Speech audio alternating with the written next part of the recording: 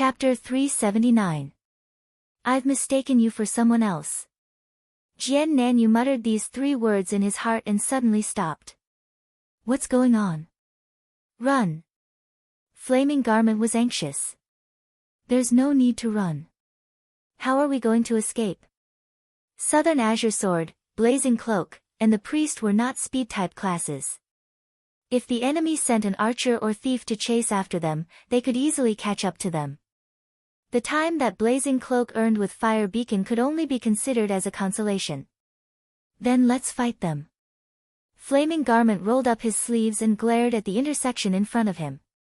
He was ready to blast the enemy as soon as they showed up. Don't worry. Kenan pressed down on his staff. What's going on? Flaming Garment was confused. They really got the wrong people. Kenan said. What? Smoker and Drunkard are rogue and cleric, Brother Yu is a knight, Yutian Shinming is an archer, Unscathed in Battle is a warrior, and Video Mage. Their class composition is exactly the same as ours. In addition, they are escorting a target, so their group size is exactly the same as ours, 7 people. When those guys saw us, they didn't even take a closer look before they started attacking. Kenan analyzed. Flaming Cloak nodded in agreement. The enemy archer opened fire as soon as he entered their firing range. At that time, they were at least 10 meters away from each other. If they were familiar with each other, they would be able to recognize them from their silhouettes. However, they were all strangers to each other. As soon as they saw the number of people, they would most likely recognize them as the target. Since there were no leveling NPCs or quest NPCs in the valley, even if players from Sunset City came here, it would usually be a couple of men and women doing some entertainment. There had never been a party of 7. When the other side saw the 7 of them, wouldn't they assume that they were from Cloud City? Huorini put down her staff. What should we do, then? Should we explain? Do we still need to explain? We'll know once we meet face to face. Kenan sighed and started walking back. At this time, the enemy archer had already caught up to the fork in the road. When he turned his head and saw the 3 of them, he raised his hand and fired an arrow. Jian Nanyu was already prepared for this. He raised his shield and shouted, Wait, did you recognize the wrong person? The enemy archer was slightly taken aback. The enemy team leader had already rushed over. When he saw the faces of the 3 people, he did not recognize them. In fact, as soon as the battle began, he felt that something was wrong. Of course, it was normal for players to coordinate with each other. However, the problem was that one of them should be a quest NPC. Shi Feng had seen that NPC before.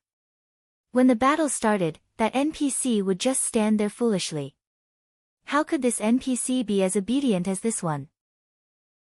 He even coordinated with the players. However, even though he was suspicious, this guild leader was still eager to complete the mission. Even if he was wrong, he would just kill the wrong person. Who knows? With this in mind, he didn't say anything else. As for the archers who had been the main attackers in the previous battle, they really didn't know anyone. Seeing that there were 7 of them, they had already taken the initiative to attack without waiting for their boss to say anything. Now that they had met face to face, they had really killed the wrong person. However, this guild leader didn't feel guilty at all. He only asked in a daze, Who are you? He even suspected that the 7 people who had suddenly appeared might have some connection with the other party. Linshui City, Jian Nanyu. Jian Nanyu calmly reported his name. He believed that his ID would more or less have some weight in the parallel world. At least, it could bring out some different emotions. As expected, everyone who heard this name turned to look at him. The guild leader felt that he was really lucky today. He had randomly killed the wrong person and was able to kill his way to the legendary 5 roaches. Of course, although the 5 roaches were famous, it wasn't to the point where people would bow and scrape to please them. Furthermore, this guild leader had more important things to do now. He didn't have the mood to care whether the other party was one of the 5 roaches or 6 roaches. However, after hearing that the other party had a powerful background, his tone became more polite. I'm really sorry. We were looking for the other 7 people. We didn't see clearly just now. We still have urgent matters to attend to. When we have time later, we will definitely personally go to Linshui City to apologize. After saying that, he wanted to command his brothers to continue on their way. Unexpectedly, Jian Nanyu suddenly called out to him from behind. You guys are looking for the 7 people from Cloud City, right? Why? You guys saw them. What else could make this guild leader more concerned than this? When he heard this voice, his turning speed reached 1000. Actually, we were also looking for them. I think we saw them go down the river valley earlier. However, we couldn't find them along the way. Jian Nanyu said. This group of people looked at each other. They were more familiar with the terrain, so their reactions were naturally incomparably fast. Did they go the wrong way? Someone was suspicious. On the other hand, their guild leader looked at Jian Nanyu seriously. He was wondering if this was a trap. After all, it was quite strange for 7 people to appear out of nowhere in the river valley. Why are you looking for them? The guild leader could only approach from this angle. Actually, we're not looking for them. We're just looking for the mage among them. We have some personal matters. Jian Nanyu replied indifferently. Personal matters. The guild leader muttered in his heart. From his tone, it was obvious that he was here for revenge. If it was something else, he would have contacted them directly. It was obvious that he was up to no good to bring a group of people to chase after them. If it's convenient, we can cooperate. I'm not sure what you guys want to do, but I hope that you can leave the mage for us to deal with. Jian Nanyu continued. The 5 roaches took the initiative to cooperate. If it was any other time, the sudden appearance of such a strong reinforcement would make them happy. However, at this time, this guild leader was unexpectedly cautious. He was really worried that there was some kind of conspiracy. Jian Nanyu originally thought that an ordinary person would be very happy when an expert like him offered to help. However, he didn't expect the other party's leader to be so suspicious. Seeing that the other party was still hesitating, Jian Nanyu simply said, I don't know what the content of your mission is. If you don't want us to be in the way, can you please leave the mage behind?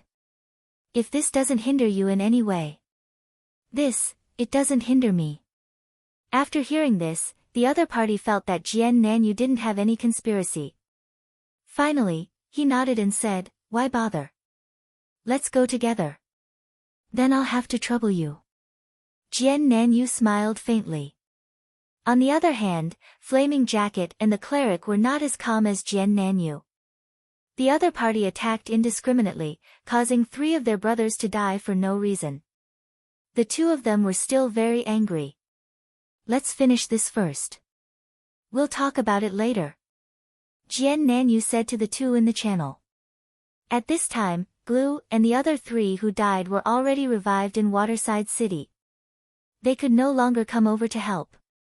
Therefore, Jian Nanyu couldn't fight the other party head-on. He had to rely on external help. Although he was quite angry at the other party for attacking indiscriminately, he endured it for the time being. After the matter was settled, Jian Nanyu and the other bandit, Blackwater, also rushed over. After the guild leader confirmed that no one had climbed up the river during this period of time, he could conclude that the group from Cloud City had taken the dead end on the left. How did they end up on the dead end? Do they really not know the way? The guild leader began to suspect that there was a trap. Jian Nanyu helplessly stated his deduction. When the other party heard this, he felt that it made sense. He repeatedly scolded the other party for being cunning. He also realized that if he hadn't met Jian Nanyu's group on the way here, he would have been fooled by them. When he thought of this, he finally felt guilty for killing Jian Nanyu and the other 2 and apologized profusely. Boss, let's hurry up. The battle is almost over, someone reminded. Yes. Everyone, let's split into 2 teams. One team will cut into the left side of the river and go back. The other team will continue forward. We'll attack from both sides. We must capture them, the guild leader ordered. He didn't forget to ask, what do you think, brother Jian Nanyu? No problem. After Jian Nanyu nodded, he and his remaining 3 brothers entered a random team and set off. At this time, the 4 team battles outside the river valley were in full swing. The teams in Cloud City prioritized defense. On one hand, they paid great attention to their own recovery. On the other hand, they didn't do anything too ruthless to provoke the other party. Therefore, the casualties on both sides were very low. The situation was quite peaceful. However, this situation couldn't continue. Gu Xiaoshang's team was struggling with the enemy. Suddenly, the enemy's reinforcements arrived. The players in Cloud City, who were originally focused on defense, suddenly became focused on defense. The new force that appeared was mainly Grandmasters of Combat. As soon as they got close, they used Hug Throw to throw away a lot of people. The players from Cloud City were all experienced experts. In the end, they couldn't last more than 3 moves. Those who were lucky could last 5 moves. In the end, all of them fell to the ground. Those who were lucky enough to survive were those who had relied on their speed to pull away from the others from the very beginning. In the blink of an eye, the players from Cloud City were thrown to the ground. The newcomers didn't chase after them to kill them. After one was knocked down, they rushed to the next person and continued to use techniques and game skills to throw the player away. The situation was turned around easily. At this moment, it was as if this group of Grandmasters of Combat was performing. Cloud City couldn't resist the battle, and the original team of Sunset City didn't have a chance to intervene. The leader of the other party was also a mercenary group leader. At this time, he was very unhappy. He turned his head and said very indignantly, "By sure, isn't this a bit too much?" "What?" On a boulder here, a person sat cross-legged, his left arm on his leg, his hand holding his cheek, his head tilted and said with a smile, "Seeing that you guys can't solve it after so long, we'll help." "You're robbing us." The other party continued to be indignant. "No matter what, we met first. Even if it's a competition, we have to talk about first come first served, right? Hee, that's really hard for you guys. But now that I'm online, leave it to us." Bai Shi Jingluan said. Butterfly Knot, the top 5 have appeared. Cough. Chapter 380. The team leader was depressed, very depressed. But he had nothing to say. The other party was clearly trying to steal his business. What could he do? First come, first served was just a beautiful fantasy in a world where stealing kills, experience, and equipment was very popular. If you were a big boss, you would be too immature if you still had this fantasy. Even your followers would look down on you. Therefore, the guild leader was just venting his frustrations verbally, and then cursing the 100 Lives scripture 180 times in his heart. As for fighting, forget it. Even if all of his members gathered together, they might not be a match for a mercenary group. Not to mention, they only had a quarter of their members. The opponents that they couldn't take down after a long time were thrown to the ground in just a few moves. If they couldn't see the difference in strength, they could just stab their own eyes. The team leader and his brothers watched the performance from the side, wishing they could cheer for Gu Xiaoshang and the others. Unfortunately, reality was cruel. The team leader's silent prayers didn't help the players in Cloud City. Soon, the players in Cloud City were all knocked down one by one. Some refused to accept it and got up again. Then they were knocked down again and again and again and again and again and again and again and again and then died. The Grandmaster of Combat's body-hugging throw was not just for show. Anyone who could survive 4 consecutive falls was no ordinary person. The players of Cloud City had no choice but to give up on resisting. This was because they had already discovered that as long as they weren't too stubborn, the 100 Battles mercenary group wouldn't kill them. Moreover, they had already fallen to the ground. It was obvious whether Todd was still alive or not. Seeing that the situation had already developed to this point, the players of Cloud City felt that it was a good ending to be able to preserve their levels. At this time, the fastest person to react was the team leader. At a glance, there were only players on the ground, and there were no NPCs among them. He immediately reacted and informed the other teams. He had finished on his side, and there was no sign of Todd. At the same time, he remembered that he should inform the other brothers about the bad news. 100 Lives of Wisdom was finally here. The other three teams clearly understood the strength and style of the 100 Battles mercenary group. When they didn't see them appear, they were still glad that they didn't go to the mercenary building today, so they didn't take the mission. In the end, at this critical juncture, this group of unlucky people finally appeared. Suddenly, the Sunset City mercenary players collectively cursed the 100 Lives scripture 180 times in their hearts. At the same time, they called out to their brothers to hurry up. The wolf was coming. As a result, the Sunset mercenary group's morale suddenly rose by a level. The players in the cloud also received the news that the 100 Battles mercenary group had taken action and Gu Xiaoshang's side had been taken care of.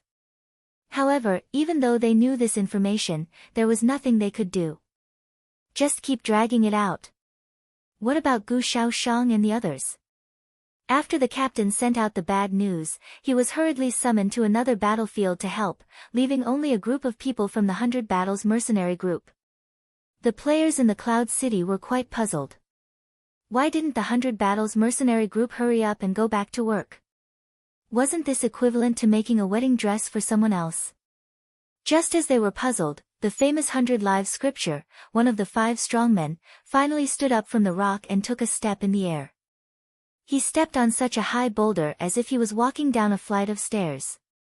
The players in the cloud were stunned, but this guy asked a question that made everyone even more dumbfounded. He asked his brothers next to him, "What is the mission?" The player next to him immediately came over and replied respectfully, "They are escorting an NPC called Todd. Our mission is to assassinate Todd." This attitude surprised the players in the cloud. This was just a game. Even if one of them was the captain and the others were ordinary underlings, everyone still called each other brothers and friends. However, this player's tone and attitude when talking to 100 Lives scripture was obviously lower than before. This was extremely rare. However, experienced players had also seen this kind of situation before. For example, a boss of a company would bring a group of employees to the game to form a mercenary group or something. This was how they behaved when they were together. Most people were quite contemptuous of such players. It was enough for them to be bullied in real life, but they came to the game to find trouble for themselves. They were really too cheap. Seeing that the players in the 100 Battles mercenary group were all experts, but they behaved like this in front of their captain, everyone felt a little indignant for them. At the same time, they secretly guessed that this 100 Lives scripture was also a boss-level character and brought a group of bodyguards to accompany him in the game. However, 100 Lives scripture didn't look old at all. He was a boss at this age. In an instant, 100 Lives scripture became a spoiled brat in the eyes of the players. At this time, the players in the cloud heard 100 Lives scripture asking his security guards, "Where is Todd?" They are divided into 4 teams. "Todd should be in one of them," a player replied. "What about the expert you were talking about?" 100 Lives scripture asked again. He's an expert. I think he should be protecting Todd," a player speculated. Since Todd wasn't in the team, it was meaningless for both sides to continue fighting from the perspective of the mission. The people in the 100 Battles mercenary group didn't care about them anymore. Some of the players in the cloud tried to get up from the ground, but no one came over to throw them to the ground again. At this time, 100 Lives scripture turned his head and looked at a player who had just gotten up. "Which team is Todd in?" The player patted the dust off his body and glanced at 100 Lives scripture with extreme disdain. He said fearlessly, "I won't tell you even if you beat me to death." "Is that so? Then I'll have to beat you to death." As soon as 100 Lives scripture finished speaking, he suddenly launched a kick. Those who knew his stuff could tell at a glance that it was the Grandmaster of Combat's flying swallow slash. However, as one of the 5 roaches, 100 Lives Scripture's kick looked much faster and smoother than the average person's. Even so, the bandit player's reaction wasn't slow. He dodged to the side and gripped his dagger tightly, ready to pounce. This person's actions were as fearless as his words. He was prepared to give this annoying expert a taste of his own medicine, even if he had to risk his life. Unexpectedly, his opponent's attack was unbelievably fast. Before his kick landed, his fist had already arrived. The bandit really didn't expect his opponent to have such a move. He felt dizzy after being punched in the face. What was even more frustrating was the thunderous applause that instantly erupted in the surroundings. Someone shouted loudly, "Beautiful! What a great azure dragon spitting mist!" 100 Lives Scripture turned around and smiled at the person who was cheering to show his gratitude. The bandit saw that he couldn't dodge the punch, but the damage wasn't that big of a deal. With so many people cheering, the bandit secretly cursed, "Bootlicker." He tilted his body and stabbed again. 100 Lives Scripture turned around unhurriedly and formed a claw with his left hand, grabbing the bandit's extended wrist. "Damn it, you're even grabbing people." The bandit player felt that his opponent's nails were about to dig into his flesh. He quickly retracted his hand and cursed in exasperation. Before he could say anything else, 100 Lives Scripture's right hand had already reached out, and 2 of his fingers were about to stab the bandit player's eyes. He was so startled that he even forgot to dodge. Just when he thought that he would lose his eyeballs, the fingers of 100 Era's Grandmaster's right hand suddenly stretched out and formed a claw shape again. He grabbed the thief's face and pushed him to the side. "That's enough. Do you really want me to kill you?" said 100 Lives Scripture. The bandit opened his mouth, but he didn't know what to say. He had thought that 100 Lives Scripture was just someone who was surrounded by a bunch of experts to gain EXP, but he realized that wasn't the case after the fight. 100 Lives Scripture had the same style as his brothers. He easily dealt with the bandit player's attack, and he didn't go all out. 100 Lives Scripture, however, ignored him and asked the others, "Is there anyone willing to tell me where Todd is?" Such a naive question was, of course, met with silence. 100 Lives Scripture also shook his head helplessly. It doesn't hurt to hit someone, and killing someone only loses EXP. There's no lethality. Let's go. With that, he led his brothers to another battlefield to fight for business. Gu Xiaoshang and the other players who were still alive looked at each other in dismay. This ending was quite bizarre. According to the previous arrangement, when the opponents realized that they didn't have Todd in their ranks, they would have to take the initiative. No matter what, they had to stall the opponents and prevent them from helping in other battles. Only when Todd was dead or successfully escorted would their mission be over. But what about now? The other battles were still going on, but they seemed to have nothing to do. This went against their original intentions. The 100 Battles mercenary group was indeed abnormally strong, but the stronger they were, the more they should try to stall the opponents and reduce the trouble for their companions. Thinking of this, Gu Xiaoshang seemed to have woken up from a dream. He jumped and called out to everyone, "How could we let them escape? Go and stall them." "How?" Everyone had a bitter expression on their faces. They were defeated within 3 moves. The gap was too big. Ranged players, harass.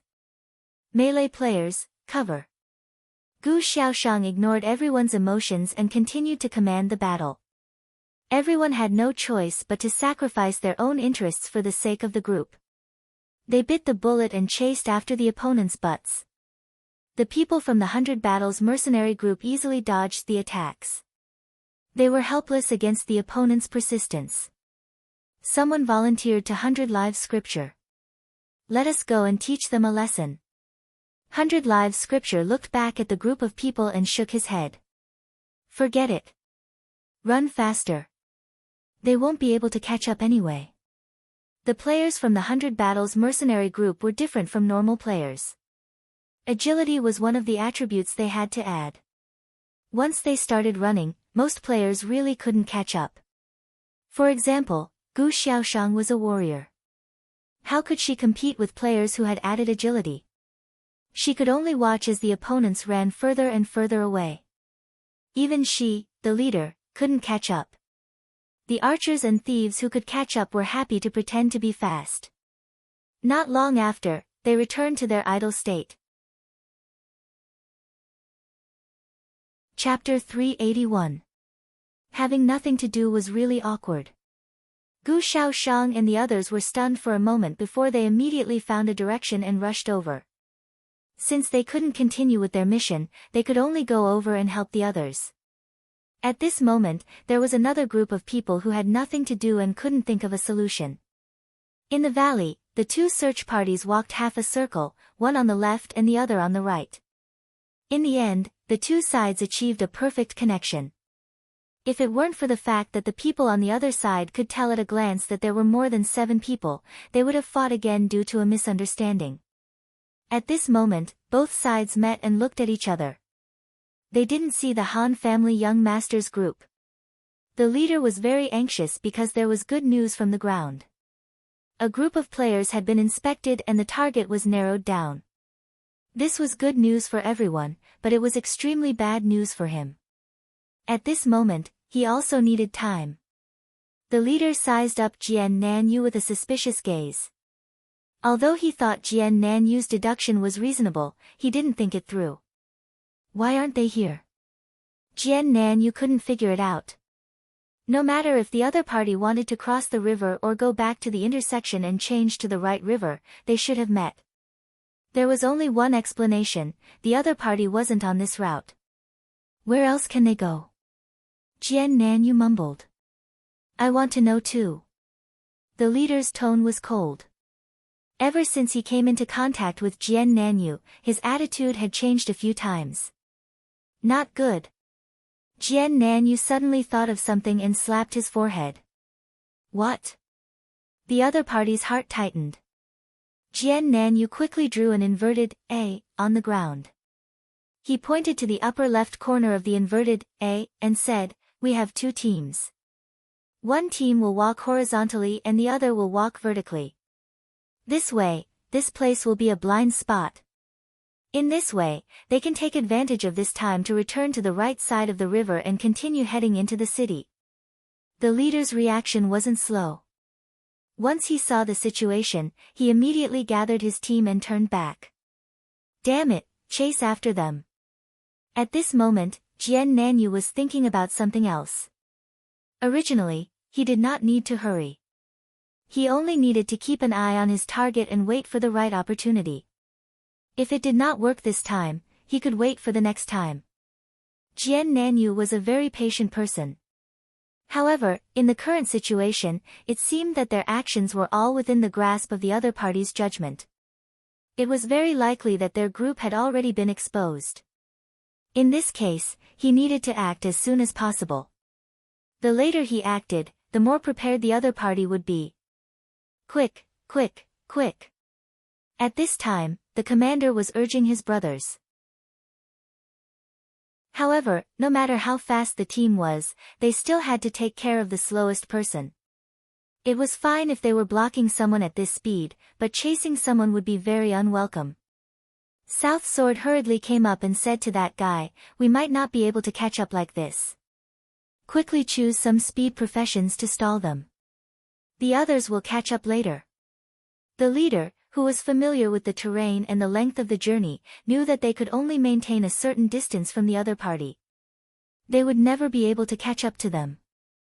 Thus, he made a prompt decision and quickly chose thief and archer professions. Unfortunately, he was also a warrior, so he could not personally lead this small team. He could only urge, "Hurry over. It would be best if you can block them at the river entrance. We will catch up later. Good luck." Most of the archers and thieves had not fought with the Han family young master before, so they did not know how scary the bone ash experts were. They felt that their side's momentum was enough to suppress them, so they went with confidence. The leader knew how scary the other party was. With so few people, they would not be able to fight and kill them head-on. However, since they were speed professions, they should be able to stall for some time. Thus, he repeatedly warned them to be careful. He was just short of saying, "It doesn't matter if you die, just stall them for me." With the commotion in the valley, the development of the battle outside the valley was changing rapidly. The sudden appearance of the 100 Battle Mercenary group and the fact that one of the opposing teams merged with the other made the players in Cloud City feel strained. Especially the guys from the 100 Battle Mercenary group. They did not expect to be killed directly. They just came up to 2 or 3 rounds and threw themselves. The players in Cloud City were scattered all over the place. Although their combat power was still there, the problem was that the tight defensive formation that they had set up at the beginning had disappeared. Thus, it was obvious whether Todd was in the formation or not. Although the Mercenary Alliance players were angry at the sudden attack from the 100 Battles mercenary group, they also realized that it was a good idea to have such a group of mercenaries as their hired thugs. Right now, they were basically taking advantage of the situation. Seeing that Todd wasn't there, they quickly rushed to the next group. There were a total of 3 teams left on the battlefield. 2 of the teams were almost wiped out in the blink of an eye. Since there was no trace of Todd, it was already certain that he was in the last team. The last team was led by the Black Index Finger. This guy was quite cunning. From the beginning, he led his team to take a detour. That was why his team did not encounter the 100 Battle Mercenary group, nor did they encounter the support of the opposing team.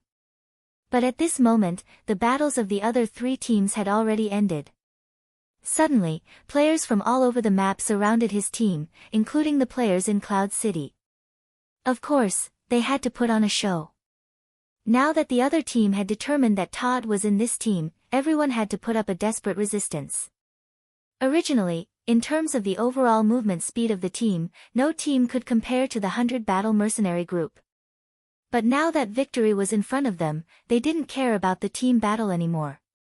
The classes with speed were racing against time to provide support. For a time, the scene of a big training appeared on the map. The classes no longer looked after each other in terms of speed. The fast ones ran at the front while the slow ones ran at the back. Black Index Finger was bitter. He led his team to fight in a remote wasteland in order to avoid the possible support of the enemy during the battle. This was indeed effective. Didn't his team become the last surviving team among the 4 teams? But it was also because of this reason that his team suddenly became the target of public criticism. Everyone rushed towards them. At this time, the opponent's fighting spirit finally reached its peak. It was as if they had reached the final stage of a game. They no longer had any worries and rushed forward with indomitable will. Even the opponents who had been fighting with them changed their style instantly. At first, the opponents wanted to find Todd. They didn't want to suffer too many losses, so they were quite conservative during the battle. Now that they were sure that Todd was in this team, they immediately launched a strategy of killing, robbing, and burning. They bombarded, bombed, and slashed desperately. But in the end, everyone was equal in strength. As soon as they fought, people on both sides quickly died. Black Index Finger saw that the number of opponents was getting smaller and smaller, and the number of people on his side was also getting smaller and smaller. On the map, there were more and more people running towards him. These people were from Sunset City Mercenary Group and Cloud City Mercenary Group. Both sides rushed over to help their own side and fought continuously along the way. And because of the distance between the speed of the 2 sides, the battle was very 3-dimensional and layered. Walking at the front was the Thief Phalanx. After using the quickness skill, they were the fastest of all the classes. However, the quickness skill had a time limit. Once the time limit was over, the speed of the thieves lost to the archers. So the archer phalanx strode forward, maintaining a distance while moving forward and shooting at each other with high difficulty. Because of the large number of people, if the arrow was released, even if it couldn't hit the original target, it could still hit someone by accident. As for whether it was one of their own or an enemy, it was difficult to say. Anyway, no one was in the mood to care about it. After that, it was the mage phalanx that threw skills at each other. Among all the phalanxes that were fighting fiercely, this phalanx was the most beautiful. Fireballs floated in the crowd like bright lights. From time to time, there was a thunderclap in the sky, and a lightning bolt fell on someone's head. Ice whirlwinds that emitted threatening cold air were also rampant, twisting here and there. From time to time, there was a large burst of fire in some places. That was because some mages really didn't feel satisfied, so they simply stood firmly and cast 2 large area of effect spells to strengthen their momentum. Then there was the Knight Phalanx, which was more similar to the Warrior Phalanx. This group of people didn't have a gorgeous light effect, but the collision of their hands was deafening. They were all masters of heavy weapons. Although the Knight Phalanx was slightly inferior to the Warrior Phalanx, it was still stronger than the Thief's small dagger. Finally, there was the Priest Phalanx. This group of people didn't have much combat ability, so it was a good way to use healing spells to kill the opponent. However, at this time, the battle was imminent. Everyone wanted to save their mana and use it where it was most needed. Therefore, this phalanx did nothing but thunder and no rain. If you closed your eyes, you would definitely think that this phalanx was fighting the most fiercely, because the sound of cursing was so loud that it could be heard from the sky. But if you saw it with your own eyes, you would know that other than fighting with their mouths, they didn't do anything else. Other than that, there was the Grand Master of Combat. These Grand Masters of Combat didn't have a base among the experts, so they didn't have the ability to form a phalanx. They mixed in with the other professions like they were doing odd jobs. Both sides tangled and fought, causing the whole map to be extremely lively. Many idle players who were leveling up were dumbfounded. PvP fights happened every day, but usually, both sides would call out to each other, "You left, I right," and then charge at each other to end it. For example, the 4 battlefields just now were like this. But now, in the blink of an eye, there were ants everywhere, and they were fighting while running in the same direction. This was really rare. The one who took advantage of this situation was the 100 Battle Mercenary Group. These guys were high-level experts. Who would overestimate themselves and fight with them? Moreover, most of them were Grand Masters of Combat, and the classes in the phalanx were not compatible. Therefore, they were the first to rush to the end without any obstacles, and their own speed wasn't slow either. On the side of Black Index Finger, the 2 sides were already in a killing frenzy. The 100 Battle Mercenary Group couldn't tell who was who. Under 100 Generation Strategist's command, everyone rushed forward together, and with a few punches and kicks, they all fell, regardless of whether it was sunset or cloud. In the end, they still didn't see Todd. Chapter 382. As a member of Sunset City, Centurion Jingle couldn't help but feel depressed for his mercenary brothers as he looked at the group of players behind him who were still making such a ruckus. He had heard from his brothers that the 2 sides had been fighting for a long time. It was rumored that Todd was among the 4 teams. But now, Todd was nowhere to be found. It was like carrying out an earth-shattering conspiracy, only to end up with a matchbox that was fucking empty. Who could understand this kind of depressing feeling? That was the mood of the Sunset City Mercenary Alliance players at this time. After Todd was not found here, the news quickly spread in all the channels. After Black Index was defeated, he also informed his brothers in Cloud City of the bad news. The 2 sides who were fighting passionately stopped at the same time. Both sides looked at each other in dismay and suddenly felt that the battle was boring. That's right. Nothing was more boring than realizing that it was meaningless and worthless after doing it.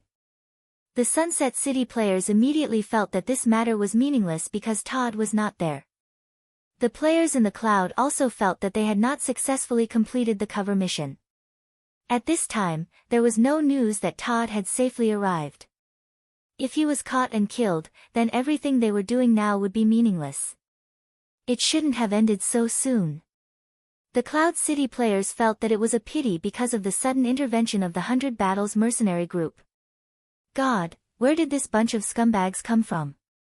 It was abnormal enough to have 1 or 2 of these masters, but these guys actually formed a mercenary group. Is there any justice in this world? All the players thought with grief and indignation.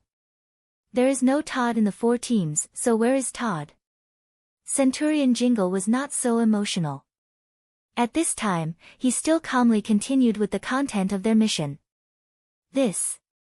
His subordinate could not answer. Does anyone know?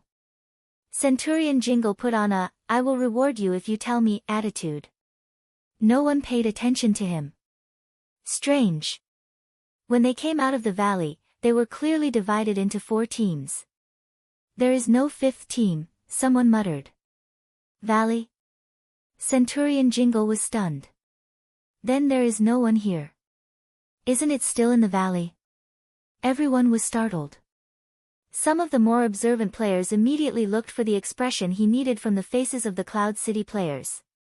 Sure enough, he saw a hint of regret flash across the faces of some of the players. Did your people split into groups to go to the valley? 100 Generations Jingluan asked his peers in Sunset City. No. The person who answered felt ashamed that they hadn't thought of this possibility. In fact, it wasn't that they didn't, but that the people they judged had selfish motives. As for this selfish person, he had no choice but to share this resource.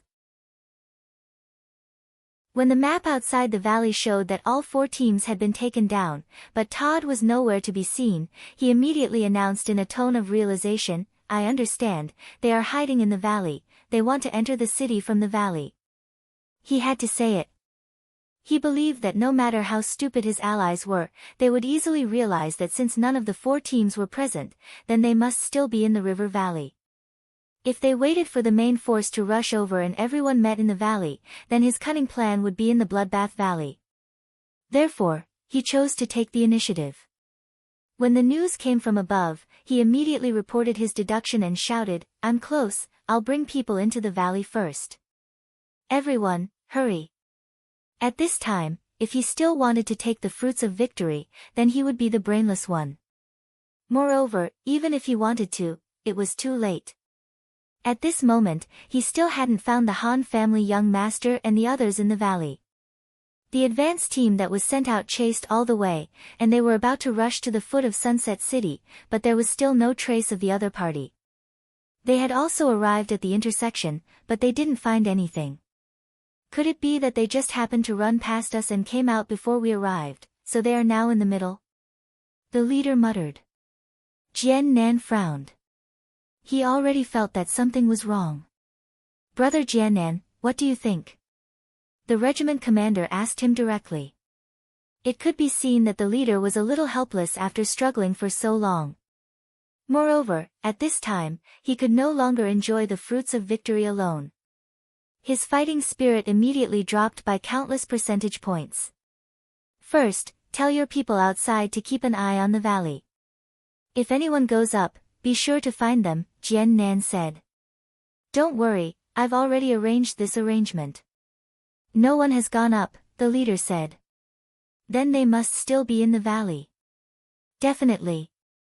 Could it really be because of a few coincidences that we didn't encounter them? Jian Nan thought. You guys, continue forward and meet up with the people who turned back. If you encounter them, just delay them. The main force will be here soon. The leader commanded, unable to hide his waning interest.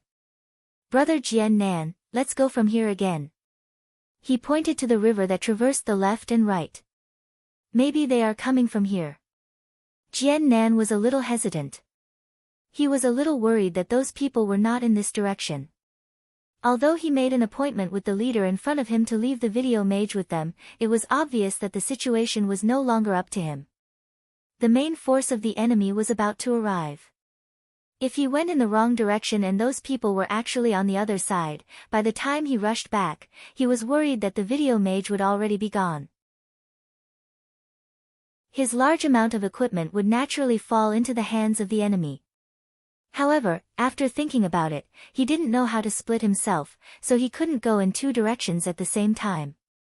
After thinking about it carefully, he finally chose to go in the same direction as the leader. Along the way, the leader was no longer high-spirited. He was extremely quiet and would sigh from time to time. He was completely listless. No. When Jian Nan and the others finished this section, the rumbling of footsteps could be heard from outside the valley. The main force had arrived. It wasn't a peaceful journey. The players from Cloud City had to come to support them. Therefore, both sides maintained the order of fighting in a square formation. Both sides rushed over together.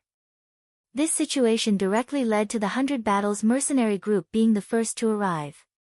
Just as Jian Nanyu and the others walked out of the river mouth on the left and right, they saw a continuous stream of figures flying down from the river valley fearlessly and steadily landing in front of them. The leader slowly straightened up and pressed his hand on his forehead. After seeing the people in front of him, he smiled. "Invincible, you're really fast." Jian Nan didn't know who the leader was talking about. He turned his head and saw that the leader's expression was extremely ugly. He stared at the people in front of him without saying a word. At this time, there were more and more people jumping down from the other side. It was very obvious that there were grandmasters of combat. Jian Nan immediately understood the origin of this group of people in front of him, 100 Battle Mercenary Group. In that case, the leader was naturally one of the 5 strong men, 100 Lives Jingluan. Jian Nan had only heard of this person. This was the first time he met him, so he couldn't help but take a few more glances. 100 Lives Jingluan was smiling and greeting the leader on his side. However, 100 Lives Jingluan saw the leader's ugly expression, but he still smiled unconcernedly. "Did you find Todd?" 100 Lives Jingluan asked. "What are you doing here?" The leader, who was called Invincible, did not answer the question. "Same as you guys, a mission." 100 Lives Jingluan said. Invincible's expression was ugly. It seemed that it wasn't the first time 100 Battle Mercenary Group did this kind of business-stealing activity. Looking at his ugly expression, he probably hadn't picked anything good before. At this time, news came from the right side of the valley. Both sides met up, but they didn't see that group of people. "Also not here." Invincible's leader was completely stunned. He looked at Jian Nan with a puzzled expression. Is there a problem?" 100 Lives Jingluan came over to gossip. "It's none of your business." Invincible's leader glared at him and whispered to Jian Nan, "There's no one there either." Before Jian Nan could say anything, 100 Lives Jingluan smiled and said to him, "Brother, you look unfamiliar." "I'm Jian Nan from Linshui City." Jian Nan introduced himself calmly. "Ah." 100 Lives Jingluan seemed to be very surprised. He looked at Invincible's leader and said, "You guys even asked for help this time. Is it because of me?" "Hee, of course not. I have some personal matters to attend to, and unfortunately, I bumped into everyone." Jian Nan explained indifferently for Invincible's leader. "Oh." 100 Lives Jingluan replied, then looked at Invincible's leader again. "What did you say you found?" "They've already brought Todd out of the valley. Hurry up and chase after them." Invincible's leader was not in a good mood. "Childish." 100 Lives Jingluan pointed at Invincible's leader and laughed. "You want to trick me like this?" "Childish, very childish. Seeing that you guys came out from this path, it's obvious that you came from the right side of the river. In that case, they're neither on the right side of the river, nor on this path. So, are they on the left or the right?" 100 Lives Jingluan spread his hands and asked as he pointed to both sides. On his left was the valley's dead end, and on his right was the direction from which they came. Logically speaking, the Han family young master and the others would definitely not go to the dead end. However, Jian Nan and the others had already circled left and right. The dead end was the only direction that they had not been to before, so it was very likely that they were there. Then, Invincible's leader gritted his teeth and said, "Left and right, let's each go one way." "Oh, then which way are you guys going?" 100 Lives Jingluan let him choose first. Invincible's leader chose the dead end under Jian Nan's hint. Very good. Let's go this way too." 100 Lives Jingluan called out to his brothers. "You." Invincible's leader was so angry that he could not speak. After a while, he shouted, "You're obviously trying to rob us." "That's right. Don't tell me you just found out. What the hell, is this the first day you know me? You're so strange. 100 Lives. Jingluan turned around and said a few words before walking toward the valley's dead end with his brothers. Chapter 383. Let's follow them. Jian Nanyu said. Frankly speaking, he didn't care if the 100 Battles mercenary group completed the quest. His goal was only the video mage. As long as he could get the video mage's equipment, it would be his victory. Having the legendary 100 Battles mercenary group as his partner made him even happier. As for Invincible, he had a different opinion.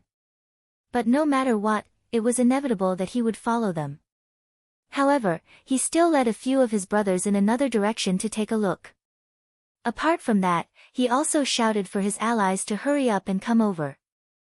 The 100 Battles mercenary group is here. His voice was hoarse as if he was crying for help. After the players on the other routes kept reporting that they hadn't found anything, and that they still hadn't found anything, the possibility that young Master Han and his group were in a dead end was getting higher and higher. Jian Nanyu's suspicions were also getting heavier. They were supposed to hurry and escort the target into the city. Why were they hiding in a dead end? Finally, they reached the end of the river valley. The 100 Battles mercenary group stood in a group. They even intentionally left some space for Jian Nanyu and Invincible's group. However, the scene in front of them almost made them vomit blood. The group was sitting in a circle at the end of the river valley, leisurely eating barbecue. The ground was littered with wine bottles and fish bones. Jian Nanyu immediately recognized that the fish was produced in Waterside City. This won't do. Wushang, your skills are far worse than the players at Waterside Pier. Han family young master criticized Unscathed in Battle. Unscathed in Battle held a large skewer of fish in his hand and was focused on roasting it. He retorted, they're out to sell themselves. How can I compare to them? The problem is that you want to use this skill to pick up girls. With your skills, are you trying to pick up girls or take revenge? Han family young master said. Bullshit. Unscathed in Battle was furious, then don't eat it. This group of people was really too inhumane. They grabbed the fish he roasted and ate it, while also strongly criticizing his cooking. This happy scene made Invincible, who had spent a lot of effort to find them, furious. However, the vexation in Jian Nanyu's heart was even more intense than his. The people in front of him were clear at a glance. The target that he, Qianli, had come all the way here to kill, was surprisingly not among them. Danan, that mage. Huoruni pointed at Drifting. He didn't know who Gu Fei was, but he felt that the mage's clothes were very different from the legendary video mage. He's not. Jianen shook his head and wanted to shrink back into the team. However, he regretfully realized that Brother Yu's gaze had already landed on him. In addition, the sword demon was also staring at him. As for President Invincible, he pointed at one of the 7, his finger trembling. You. He stammered for a long time, but couldn't finish a complete sentence. What about me? This person was none other than the ragged and tattered Todd. But at this moment, Todd was catching fish with one hand and drinking wine with the other, eating and drinking more happily than anyone else. There was no sign of the dispirited look he had when they first met. Who the hell are you? Captain Invincible roared angrily. I write love with my left hand, the man answered cheerfully. Many people were familiar with this name. Most people who knew Drifting would know the duo who wrote love with their left hand and handsome with their right. This was because their names were too unique and easy to remember. However, apart from the 3 of them, there weren't many people who could tell which one was a fighter and which one was an archer. You write love with your left hand? Invincible was surprised. So, you're Drifting. He looked at the mage in the enemy's team. During the previous fight, the mage's damage was quite terrifying. Drifting smiled but didn't say anything.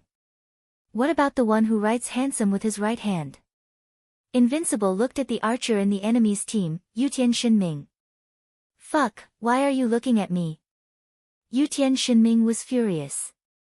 Drifting was like a speck of dust in his eyes. Now that someone mistook him as Drifting's follower, how could he not be angry? You're not. Invincible was surprised. He's not. The one who spoke was the Han family young master. We've reached the maximum number of people. There's no space left. Maximum number of people?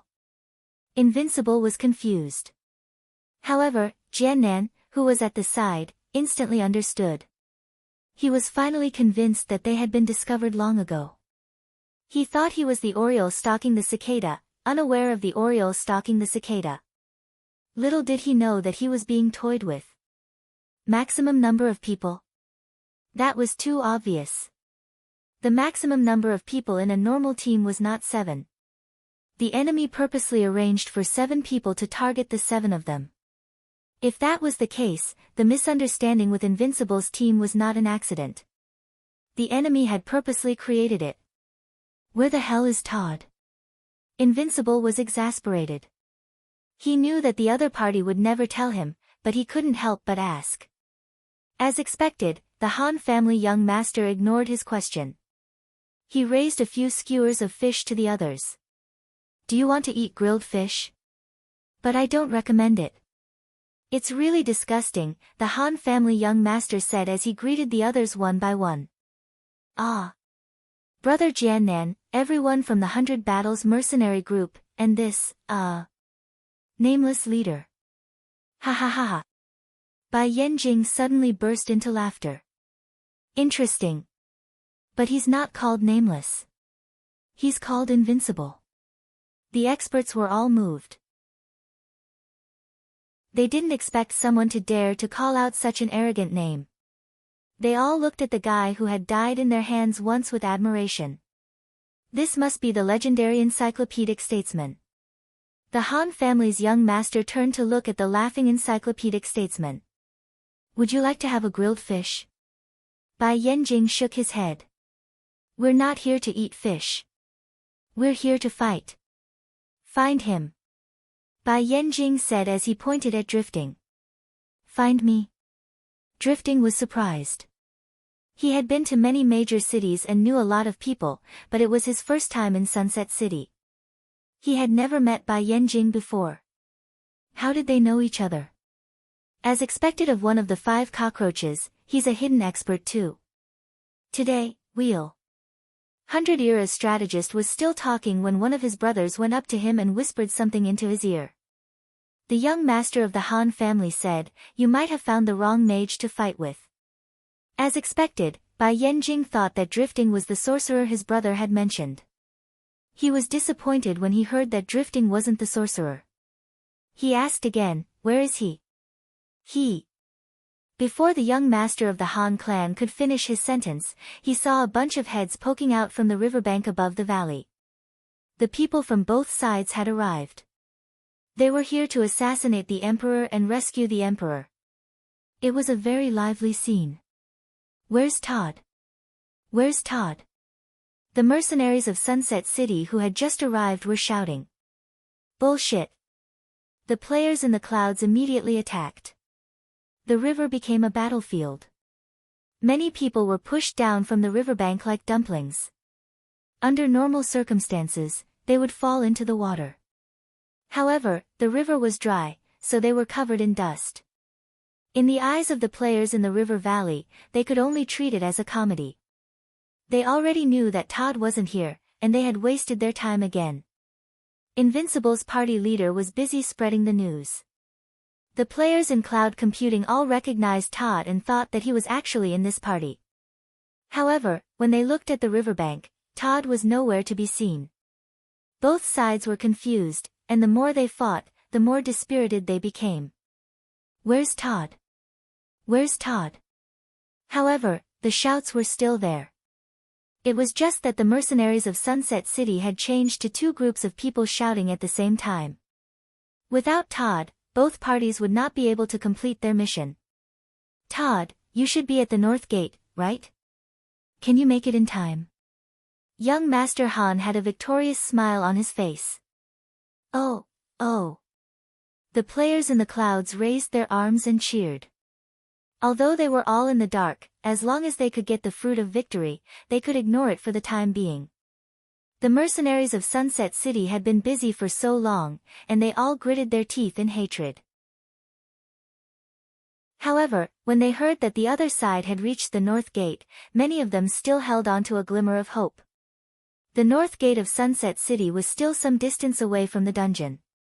Perhaps they could make it in time. Quick, North Gate! Some people were already calling out. Those with speed quickly retreated, wanting to make their last effort. The players in the clouds saw this and hurriedly tried to stop them. The two sides were busy again. What about in the river valley? The Han family young master urged Unscathed in battle to continue grilling fish. Why are you telling us Todd's whereabouts? Unscathed in battle grumbled in the team channel as he grilled fish. Find something for them to do. The Han family young master said.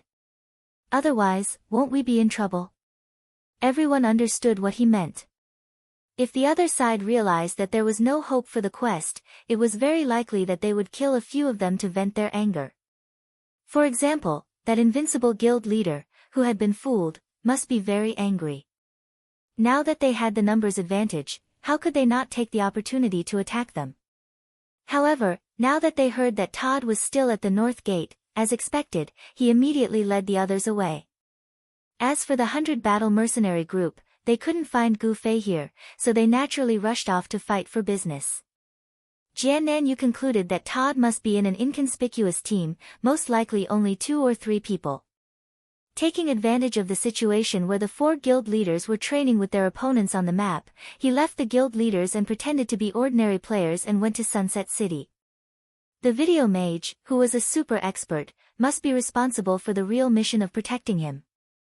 Thinking of this, Jian Yu was about to leave, but at this time, the members of the child elite group finally stood up.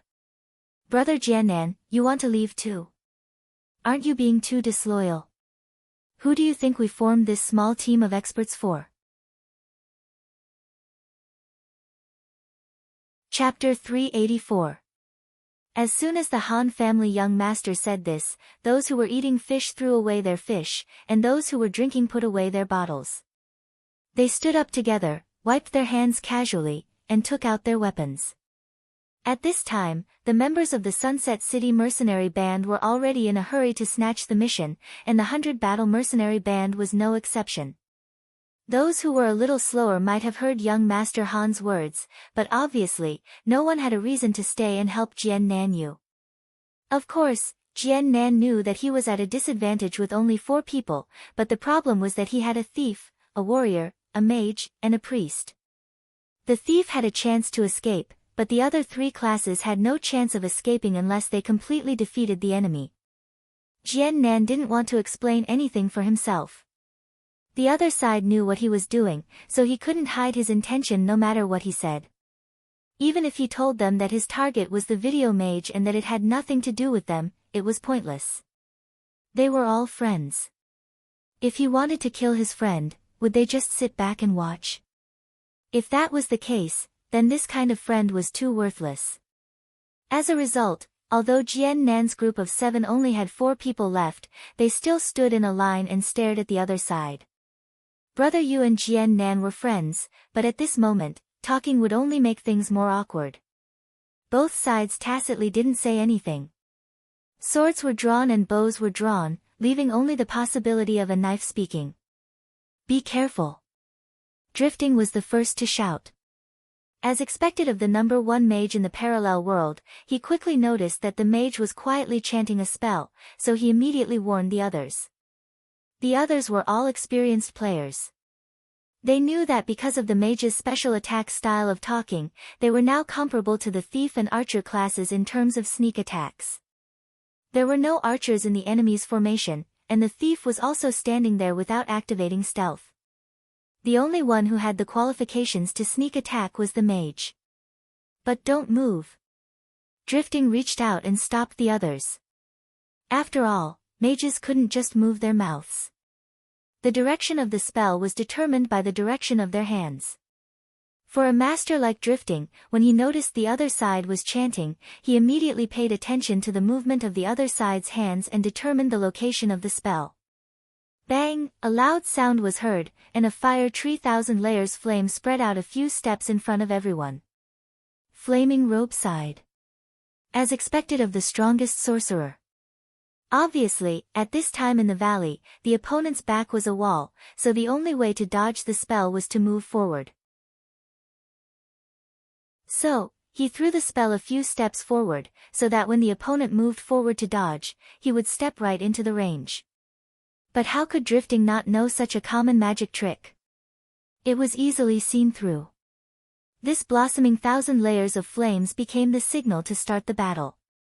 Yutian Shinming knocked an arrow on his bow, and with a whoosh, a sniper shot was already shot straight at the opposing mage. However, Jian Nanyu had already anticipated the archer's habit of instantly killing the opponent's mage cannons. He had long since moved to Fiery Jacket's side to guard against Yutian Shinming. When he saw Yutian Shinming making his move, he raised his shield and blocked the arrow with a clang. The damage of Yutian Shinming's bow and arrow really surprised Jian Nan. He sighed with emotion that Yutian Shinming was indeed a top expert. On the other side, their cleric also got busy. A healing spell fell on Jian Nan's head. The Han family young master's side was also shocked. It wasn't because of the opponent's reaction and cooperation, but because Jian Nan had a sword in his right hand and a shield in his left, just like Gu Fei. Brother Yu was the most sensitive when he saw this abnormal situation, so he used identification to attack. But he was so excited that he forgot that identification had no effect on players who were higher than his level. Jian Nan was one of the 5 roaches, and he was almost level 42. Brother Yu was still working toward level 41. They were not on the same level.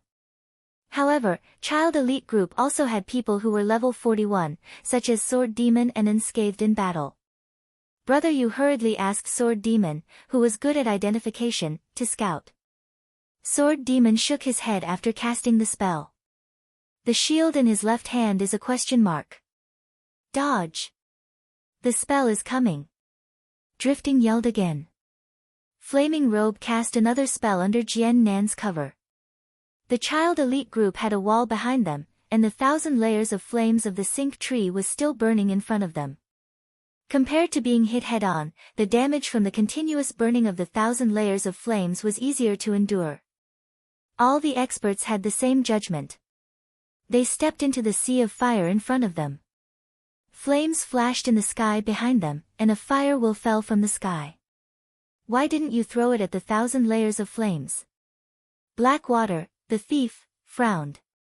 He could tell that Flaming Robe's fighting style was different from usual. Drifting Sorcerer is too experienced. This kind of trick won't work on them. We'd better force them into the burning area and hurt them as much as we can. Flaming Robe answered. Rush out. The burning effect lasts for a long time. The burning effect of the 1,000 layers of flames of the Sync Tree lasted for 5 seconds. When the experts stepped into the sea of fire, the effect would disappear, so they weren't in a hurry. However, Drifting yelled at them. The other people didn't have time to ask. They rushed out immediately. Yutian Shinming explained as he ran, the damage of the burning effect will decrease as time passes. It should be the last second before the effect disappears, but the damage is still so high. It means that the effect will last for a long time. Yutian Shinming was a super sorcerer expert, so he could make the same judgment. More importantly, Drifting showed his sorcerer skills again and again. Yutian Shinming couldn't tolerate it, so he said it first. That was what Drifting was thinking. Seeing that Yutian Shinming explained in a hurry, he smiled and didn't say anything. Flaming Robe also heard this. He was deeply impressed by his opponent's sorcerer experience. And this archer was able to sense this. He immediately thought of a name, Imperial God Ming. There was such an expert in the enemy's formation. This was something Jian Nanyu had said a long time ago. He did not expect this most famous mage expert to turn into an archer this time. The flaming cloak had a lot of thoughts in his mind, but his hands didn't slow down at all. He suddenly waved his staff. He had already started chanting this spell after he cast the heavenly fire wheel. Now that it was time to cast it, a towering flame rose from the ground in the direction where the flaming cloak waved his staff, immediately blocking the path of the 7 opponents. This, Fire Beacon City, was the first time for the experienced Drifting to see it. Just by looking at the momentum, one could tell that the damage was not low. The 7 people who were already burned by the 1,000 layers flame of the fire tree no longer dared to rush through this flame. However, the 1,000 layers of flames didn't stop burning. They didn't know how long it would last, so they couldn't just let their health drop like this. The 7 people had no choice but to retreat. Blackwater regretfully said, "If only the glue was here." At this moment, melee professions like him and Jiannan clearly couldn't cast spells. The effect of this 1,000 layers of flames is so long. The 7 people retreated to the bottom of the valley. The 1,000 layers of flames was still burning, and the flames of the Fire Beacon City were still as enchanting as before. He probably has equipment that can strengthen the effects of all fire spells. Drifting speculated. The moment he finished speaking, the flames of the 1,000 layers of flames were extinguished. The group was about to move forward, but Drifting suddenly shouted for them to be careful. Boom! The 1,000 layers of flames burned again. This guy. Yutian Shinming was startled. Even though he wasn't a mage, he knew a lot about the mages in the parallel world. The mage's area of effect spells didn't have short cooldowns, and the flaming cloak's 1,000 layers of flames didn't just reduce the cooldowns by a little bit. He made precise calculations to make the 1,000 layers of flames burn for the same amount of time as the cooldowns. Drifting said. The others couldn't think of how this effect could be used, but the experts like Drifting and Yutian Shinming already had some ideas. I didn't expect this kid to have such a trick. Now we are trapped here. Yutian Shinming said. Then, just like before, he will use the heavenly fire will to force us to step into the sea of flames and take damage. He will do this over and over again to slowly whittle away our health. Drifting added. Then, it will be a battle of mana consumption. Young Master and him, whoever runs out of mana first will be in danger. Yutian Shinming said. He needs to control the cooldowns of his spells. He might have added some points to spirit, so his mana won't be at its peak state. Drifting continued his analysis. But Young Master isn't an ordinary physique mage. He has added points to intelligence and spirit, so his mana is much stronger than ordinary priests, Yutian Shinming said. Even though he can cast large-scale spells continuously, Young Master has to heal 7 people at once. Both sides will consume a lot of mana, so it's hard to say. Drifting said. Yeah, it's hard to say. Yutian Shinming nodded. The Young Master of the Han family looked at the two of them expressionlessly. The two of you are very compatible. Ah! Yutian Shinming reacted. He covered his mouth in pain. My mouth will rot, right? No one paid attention to him. Han family Young Master looked at Drifting and said, I can heal 7 people at my limit. I can do 7 rounds. Drifting understood what the Young Master of the Han family meant, so he immediately estimated his opponent's power. I don't know how much mana he used to cast that fire wall, but if it's similar to the heavenly flaming wheel and the flaming tree 1,000 layers flames, I'm guessing that he can cast it for more than 10 rounds. If he has equipment that can increase mana, it'll be even more troublesome.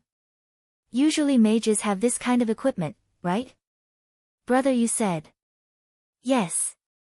Drifting said, so, he will change into it. Archers can't interrupt his attack. Unscathed in battle looked over. Jian Nan stood in front of Flaming Shirt to protect him. He blocked all the arrows, and the priest healed him from the back. Do we have to charge? If you force your way through, it's very likely that you'll die on the spot. Even if you manage to survive, the enemy's stealth thief will have long since picked you up, Young Master Han said. Sure enough, the enemy's thief had already disappeared into stealth. We're too careless this time. The terrain is unfavorable. Sword Demon said. The others were speechless. Here it comes. Yutian Shinming suddenly yelled. He saw Flaming Shirt raise his staff and start to summon Heavenly Fire Wheel. Chapter 385. Let's hide first. Drifting said. Everyone stepped into the fire again. The flaming tree's 1,000 layers flames roasted everyone's HP, but no one could do anything about it. Unscathed in battle gritted his teeth as he watched Huorini flaunting his power behind Jian Nanyo's shield. Drifting. Collide with his spell. Let's see who dies faster. Unscathed in battle said hatefully. No way. Drifting and Yutian Shinming said at the same time. In the end, Yutian Shinming looked as if he had eaten some kind of poison. Drifting went to explain to Unscathed in battle, his spells have a ridiculously short cooldown time. When I cast 2 spells, he would have cast 5. Who do you think will die faster? Fuck, aren't we dead for sure? Call for help. Where's Qianli? Unscathed in battle shouted. If Qianli is here, he can teleport there. Brother, you said. Usually, all the experts hated Gu Fei, this freak. He made them look very small, but at this critical moment, everyone missed him very much. Unless he falls from the sky, he won't make it in time. The others shouted as they escaped from the sea of fire and returned to the bottom of the valley. Don't just stand there, throw him a spell. At this time, seeing that the flaming tree 1,000 layers flames was about to be extinguished, the next spell of the flaming cloak had already been cast. Such arrogance made everyone very indignant. Drifting responded to the crowd's request. He waved his staff and cast 1,000 layers of flames. However, the opponent retreated a few steps after the spell was cast. He was out of Drifting's attack range. Everyone was speechless. This was the difference in terrain between the two sides. Their opponents had a way out, but they didn't. That's it. When he comes up again, you can use this spell. He can't defend against the fire that rises from the ground. That way, you can interrupt his spell attack, right? Unscathed in battle was as happy as if he had discovered a new continent. Drifting and Yutian Shinming looked at him at the same time. Because Yutian Shinming was more familiar with Unscathed in battle, he looked at Drifting as if he was looking at an idiot. Damn it, don't talk nonsense if you don't understand. In a battle between experienced mages, unless they use instant spells, they absolutely won't be interrupted. Go figure out the reasoning yourself. Imperial Heaven Shinming scolded. In the end, he added, if Qianli was here, there would be a chance to interrupt his lightning spell. Unfortunately, it's this piece of trash here. Don't tell me we don't want to live without Qianli. Unscathed in battle cried. Leave it to me. At this time, the 4 mages rushed back to their original position. Fire Inferno waved his staff, preparing for the sky fire will again. Yutian Shinming roared and shot an arrow at Jian Nanyu's shield. Fire Inferno had finished chanting, and the fire appeared in the sky again. The 7 mages rushed into the sea of fire again. Leave it to me. Unscathed in battle scolded Yutian Shinming. He thought his arrow could turn the situation around, but the result was exactly the same as before. You know nothing. Yutian Shinming replied. After suffering a little in the sea of fire, the mages returned to their original position. When the 1,000 layers flame of the flaming tree was about to be extinguished, Yutian Shinming shot another arrow. What the hell is this guy doing? Although they were separated by the wall of fire and the sea of fire, Jian Nanyu and the others could still see their opponent's actions clearly. He knew that he had a shield warrior to protect him, so why did Yutian Shinming keep shooting arrows? Was he trying to use this method to exhaust himself? Jian Nanyu could not help but sneer. Although Yutian Shinming's attack was far more terrifying than an ordinary archer's, if he wanted to exhaust his HP like this, the 7 of them would be the first to die. As he thought about it, he continued to hold the shield horizontally. Dang! Jian Nanyu was not surprised at all, but suddenly, a feeling that he had never felt before penetrated through the shield. It was a continuous impact force. It was not strong, but it made people feel that it was very fast. Before Jian Nanyu could react to what was going on, the force had already passed through his shield in a flash. Then, it even went through his body. Am I going to die? Suddenly, Jian Nanyu was shocked. However, when he looked at his HP, it had decreased very little. It seemed like it was just a normal attack. Right when he calmed down, a shout came from behind him, "Fuck! How did it hit me?" The flaming cloak looked down at his chest. It didn't hit him, but he felt a force flash by. The damage was very light, but his spell chant was interrupted. The 1,000 layers flames of the cinnabar tree had been extinguished, but the new spell was not released. Yutian Shinming immediately knew that he had succeeded, so he turned around and made a V sign with his hand. Oh yeah. A penetrating attack. Yutian Shinming's third bow, the moment of floating life, had a 10% penetrating attack rate, and it was activated at this moment. Go! Everyone didn't have the time to admire his appearance and seized this chance to rush forward. Without the 1,000-layer flames on the ground, everyone could charge towards the Fire Beacon City with full health. Perhaps the damage of this Fire Beacon City was enough to instantly kill them, but at least this way was more assured than stepping on a sea of fire. The flaming cloak cinnabar tree 1,000 layers flames was unexpectedly interrupted. Even though he couldn't finish the chant, it was still on cooldown. No one knew better than him just how much damage the Fire Beacon City could inflict. Seeing the people in front of him rushing forward, he knew that the situation was far from good. At this moment, he didn't care about what to do next, he had to temporarily stop the current situation first. He stretched out his staff again and drew a line on the ground as he roared, "Fire Beacon City! Go!" Hearing his chant, the 7 were startled. Earlier, his 1,000 layers flames was already very abnormal, but they didn't expect for this Fire Beacon City to be even more ridiculous. The effect of the spell was not over yet, but the cooldown was already over. When the 7 were wondering if he was bluffing or not, another wall of fire rose from the ground. The 2 walls lined up side by side, creating an even more enchanting fire. The experts were courageous enough to try one, but now, there were 2, so they were not confident at all. After the flaming cloak threw out the Fire Beacon City, he quickly opened his skill list to study. After checking the cooldowns of the other skills, he heaved a sigh of relief. He already had a perfect plan on how to force everyone back to their original positions. This time, it was just a daunting experience without any mishaps. The moment he calmed down, he saw drifting flashing out of the 7 and waving his hand, Ice Shadow Spell. Scatter. Fuck, what is the use of doing this at this time? While Yutian Shinming was cursing, Drifting's Ice Shadow Spell had already been cast. The 4 drifters each took a corner and formed a square. Then, one of them went through to the other side of the wall of fire. Could it be? The experts saw this scene and had some thoughts in their minds.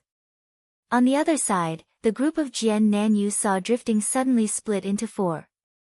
One of them was right in front of them, so how could they be careless? They were ready to rush forward, but the 4 drifters raised their staffs together, Falling Cloak Red Lotus. Open. The Han family young masters group of 6 had 3 drifters next to them.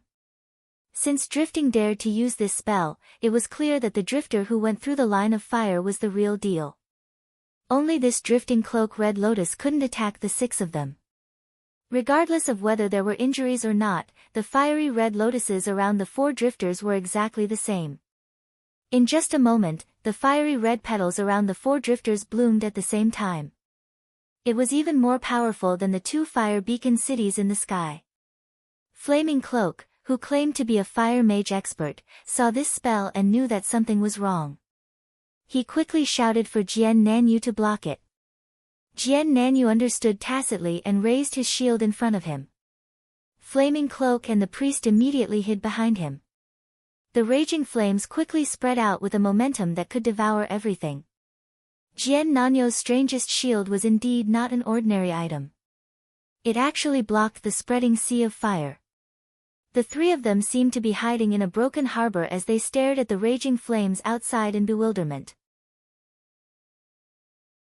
The three of them survived, but the rogue, Blackwater, who was already in stealth, suffered.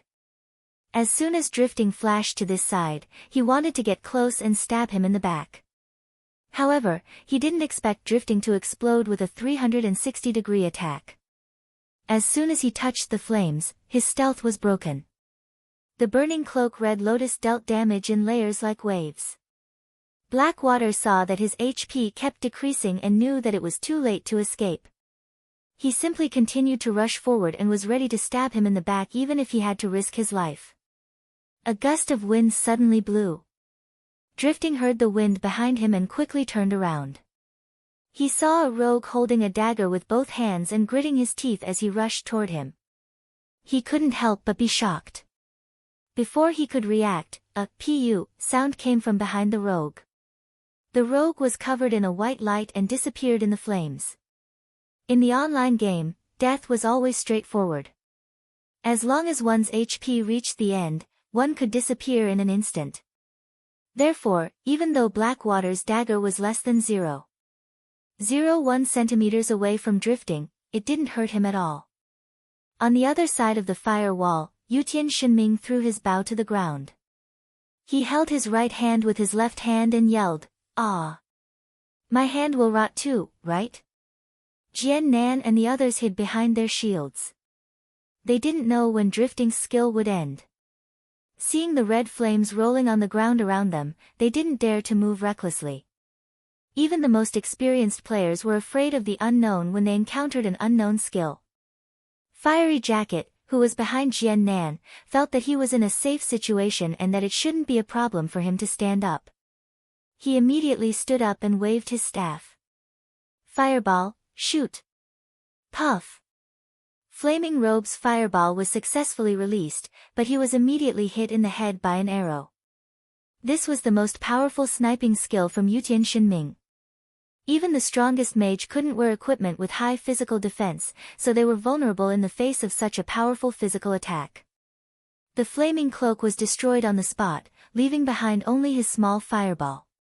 Without the protection of its owner, it was no longer powerful. Jian Nan and his cleric brothers were even more pitiful.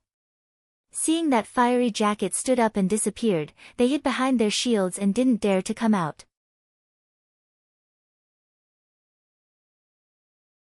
Chapter 386. With the death of the Flaming Robe, even though Fire Beacon City still looked as hot as before, the experts knew that it was only an empty shell.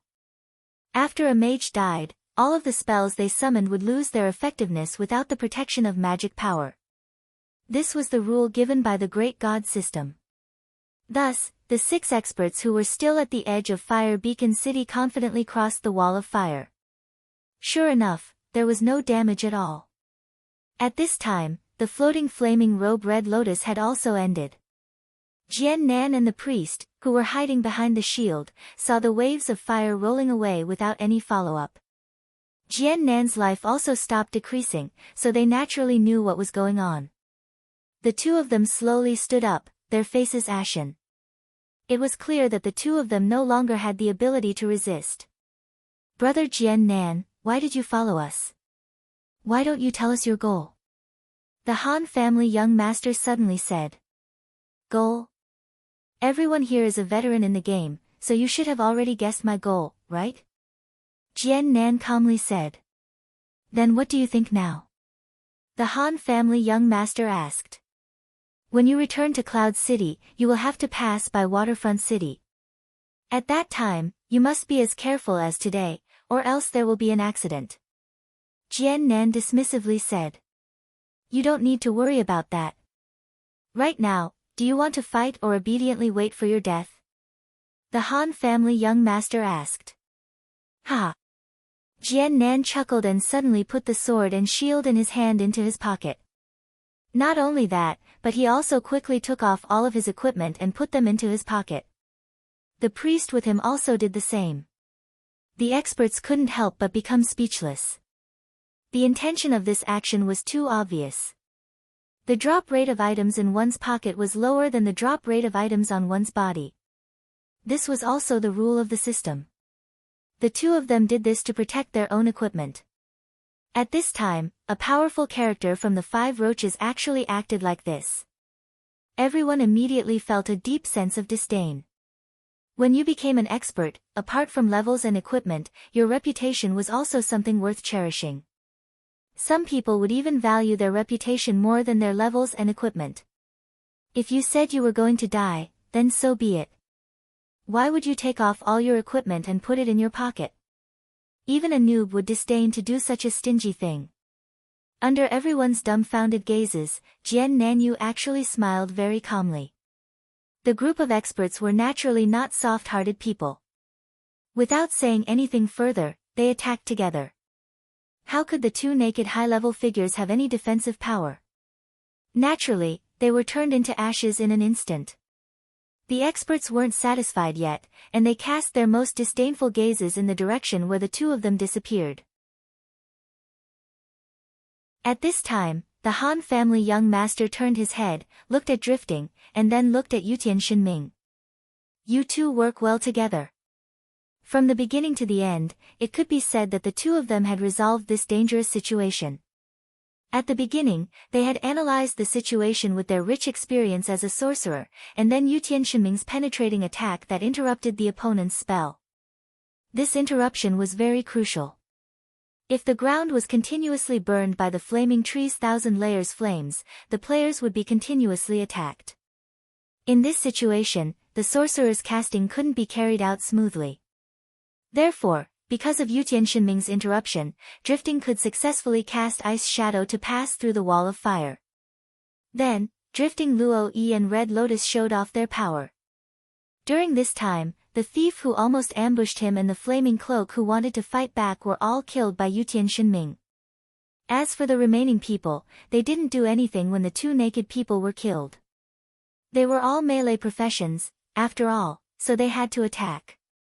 In the end, it was these two guys who killed the other two people with just a raise of their hands. In response to this evaluation, Drifting just smiled. Yutian Shinming shouted with an exaggerated expression, "Don't say any more. I'm going to throw up. Brother, you came over to collect information in a hurry. Ahem, Brother Drifting, does your Ice Shadow spell allow you to set your real body in one of the 4 clones? After all, with his rich experience, Brother, you could tell this from Drifting's experience. He just came over to confirm it." Yes. Drifting admitted without hesitation. But it takes more than twice as much mana as if my real body is in the same place. Oh. Brother, you resisted the urge to take out his notebook to record it. That would be too impolite. So, in theory, you can teleport? Brother, you asked. Of course not. Drifting answered immediately. The specialty of teleportation is the word instantaneous. It takes time for me to cast the spell. Without instantaneous casting, how can it be called teleportation? Brother, you recalled what happened just now. Indeed, Drifting stood up, cast the spell, and waited until Yutian Shinming finished mocking him before casting the spell. Although it wasn't so slow that it was infuriating, compared to Gu Fei, who just hooked his finger and disappeared with a whoosh, Drifting's speed was like heaven and earth. I see. Brother, you answered. Actually, he still had many questions he wanted to know. However, he knew that asking too many questions would only make things awkward if the other party was unwilling to answer. Thus, he ended his interview and retreated behind Zhan Wushang's broad body. He took out a small notebook and began to jot down some notes. This Jian Nanyu. He's such a coward. Unscathed in battle began to comment. As a warrior, he had the right to comment on Jian Nanyu's tactics. If I were in his position, I would have used charge and whirlwind slash. With the help of the cleric, I would have had the chance to kill Brother Drifting. Drifting thought about the position of the two players and the skills of an expert warrior. He nodded calmly and said, "Yeah, it would have been hard to dodge." See? That's why I said this guy is a coward. Unscathed in battle said disapprovingly. He didn't have a good impression of Jian Nanyu. After all, he had always been the #1 warrior in the game. This time, he was suppressed by someone in the parallel world. Although he wasted a lot of time flirting with girls, it was understandable that he would vent his anger on someone whose level was higher than his. Han family young master rolled his eyes and said, "This guy only cares about his own interests. He's a genius. Ha, he doesn't even have the courage to fight. What the hell?" Unscathed in battle continued to look down on him. It's not that he doesn't have the courage. Brother Yu, who had finished writing his notes, appeared behind Unscathed in battle and sighed. It's not that he doesn't have the courage, and it's not that he can't do what Wu Shang said. It's just that if he does that, even if he succeeds, he won't be able to escape in the end. Instead, he'll have PK points, and if he dies, he'll lose 2 levels. The chance of him dropping items will also increase. That's why he won't use this method. Gongzi is right. He's a guy who cares about his own interests. Everyone suddenly remembered that Jian Nanyu and Brother Yu were friends. Although the two didn't show any emotions during the confrontation, it wouldn't look good for Brother Yu to talk about this and that in front of Brother Yu. Everyone immediately stopped talking about Jian Nanyu. Ahem. Unscathed in battle started looking down on Jian Nanyu, so he quickly changed the topic. I wonder if Todd has arrived yet. It should be soon. Han family young master said. Why did you tell them the location? They won't be able to catch up, right? Unscathed in battle said. Of course not. Han family young master smiled. The Setting Sun City Mercenary Alliance and the 100 Battles Mercenary Corps rushed towards the North Gate. Cloud City's players naturally wouldn't let them go so easily and tried to stop them. However, the map was so vast that it was unrealistic to stop them all without any preparation. There were still many people who slipped through the blockade. The bustle at the North Gate was already predictable. At this time, at the East Gate of Sunset City, a group of 3 people, 2 men and 1 woman, quietly walked through the gate as if nothing had happened. We're almost there. One of them said in a very low voice. A series of emotions appeared on his face, as if he was relieved of a burden, and victory was right in front of him. Yes. The girl beside him only responded in a low voice. The girl's eyes revealed incomparable experience as she vigilantly sized up the players they encountered after entering the gate. This way. The man who spoke before was the guild leader of Reigning the 4 Seas, Unsworn Sword. After entering the East Gate, he took the lead and turned right. The street became more and more secluded, but he could already see the dungeon gate in front of him. His heart was filled with excitement. The girl continued to vigilantly look around. There were only a few hurried players on the street, so she finally let go of her nervousness and gradually had an expression of relief. I didn't think it would be this easy. Unsworn Sword said, his voice a few decibels higher than before. Yes. The girl's calm face also had a trace of a smile. Please. At this time, his state of mind was relaxed. Unsworn Sword's bones, which usually liked to show off in front of the girl, were itching again. At the stone steps outside the dungeon gate, he very gentlemanly reached out his hand and signaled for the girl to go first. What do you mean please, we'll stop here. Suddenly, someone said. Unsworn Sword felt as if he was struck by lightning. He didn't even look in the direction of the voice and hurriedly wanted to rush to the dungeon gate. As a result, when the dungeon gate opened, several players had already jumped out, knocked their arrows and aimed at the 3 of them. Unsworn Sword had to stop.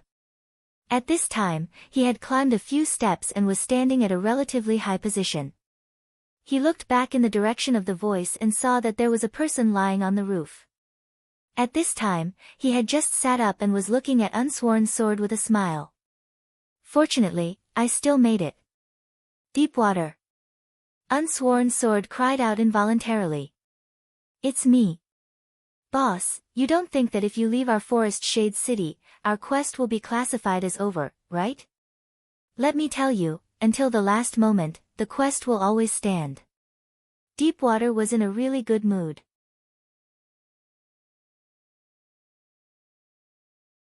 Chapter 387. Unsworn Sword's face was ashen. He immediately sent a message to the Han family young master. "Oh no, water depth is here." Water depth? The young master of the Han family was also shocked when he received the news.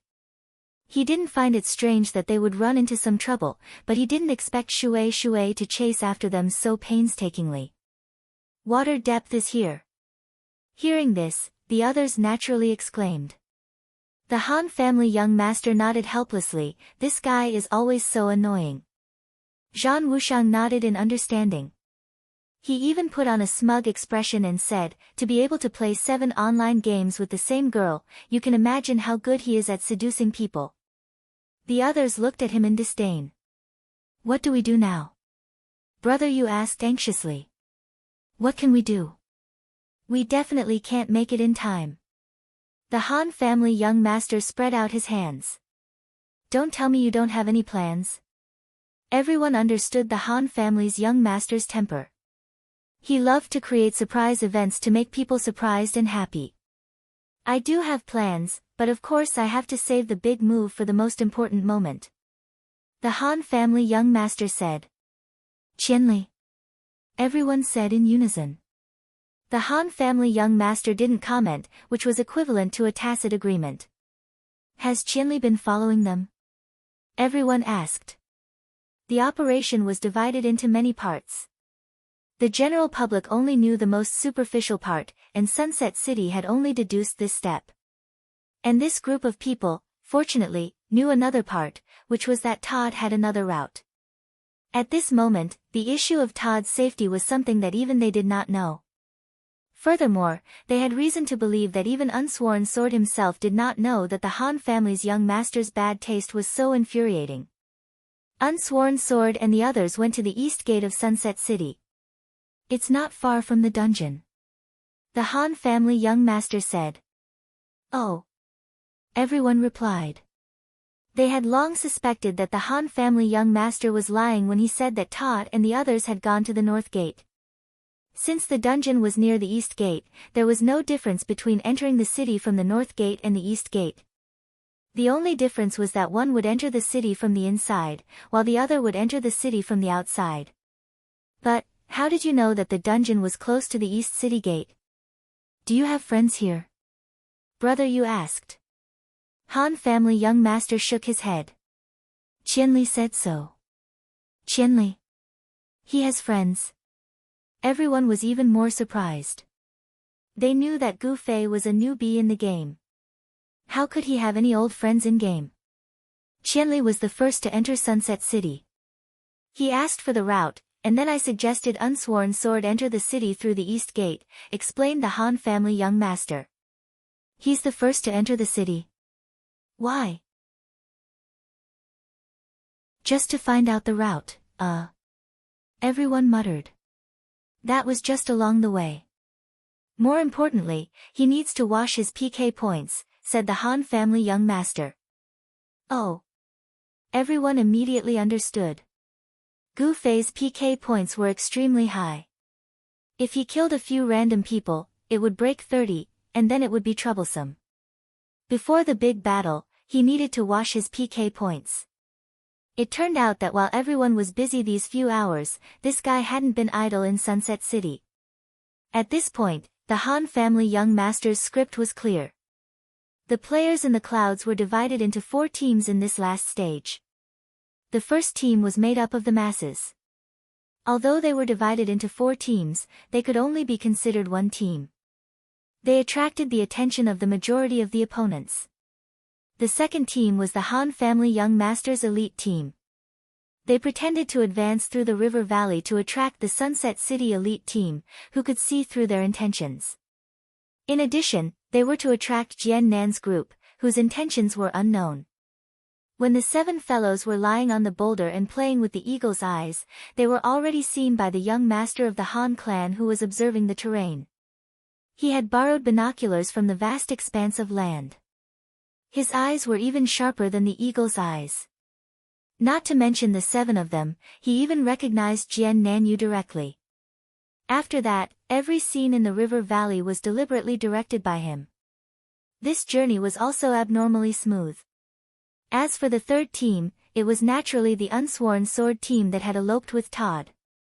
They took advantage of the chaos to mix in with the ordinary leveling players, gradually moving further and further away. At a glance, they looked like ordinary players returning to the city. Both sides were in a terrible state of battle. Who would notice this detail? As for the fourth team, it was Gu Fei who was alone. Being alone, he was naturally the one that no one paid the least attention to. He was fast and had entered Sunset City a long time ago, clearing out the PK from the bounty quest. At the critical moment, he showed his skills and saved Sworn Sword from the fire and water. Will Qianli be able to arrive in time? The experts were still worried. The Han family young master didn't say anything. Outside the dungeon, Todd was flanked by the Sword of No Oath and Boundless Mang. At this time, a group of archers blocked their way in front of the dungeon door. On the roof, Deepwater had already stood up and looked down with his arms crossed.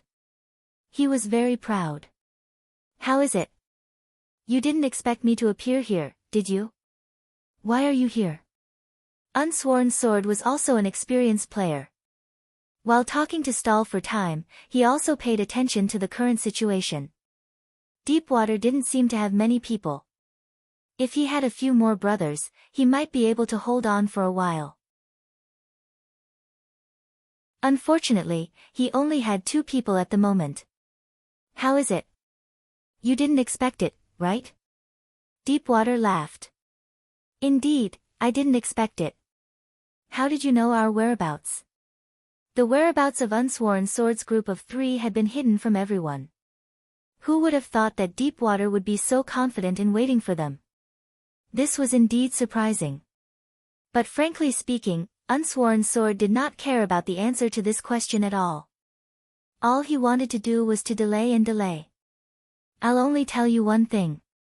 As a guild, you must always ask your members to wear the guild badge in a conspicuous place, just like me. Deepwater didn't fall for Unsworn Sword's trap. He just raised the badge in front of his chest and said this sentence simply. What do you mean? Unsworn Sword asked loudly. But Deepwater ignored him and waved his hand. Kill the 2 of them. As soon as he finished speaking, a white light flashed in the hands of the archer blocking the top of the stairs. One of them had actually been instantly killed. A fiery red silhouette had already appeared on the steps. It was an awe-inspiring sight, brandishing a short dagger in his hand like a machete.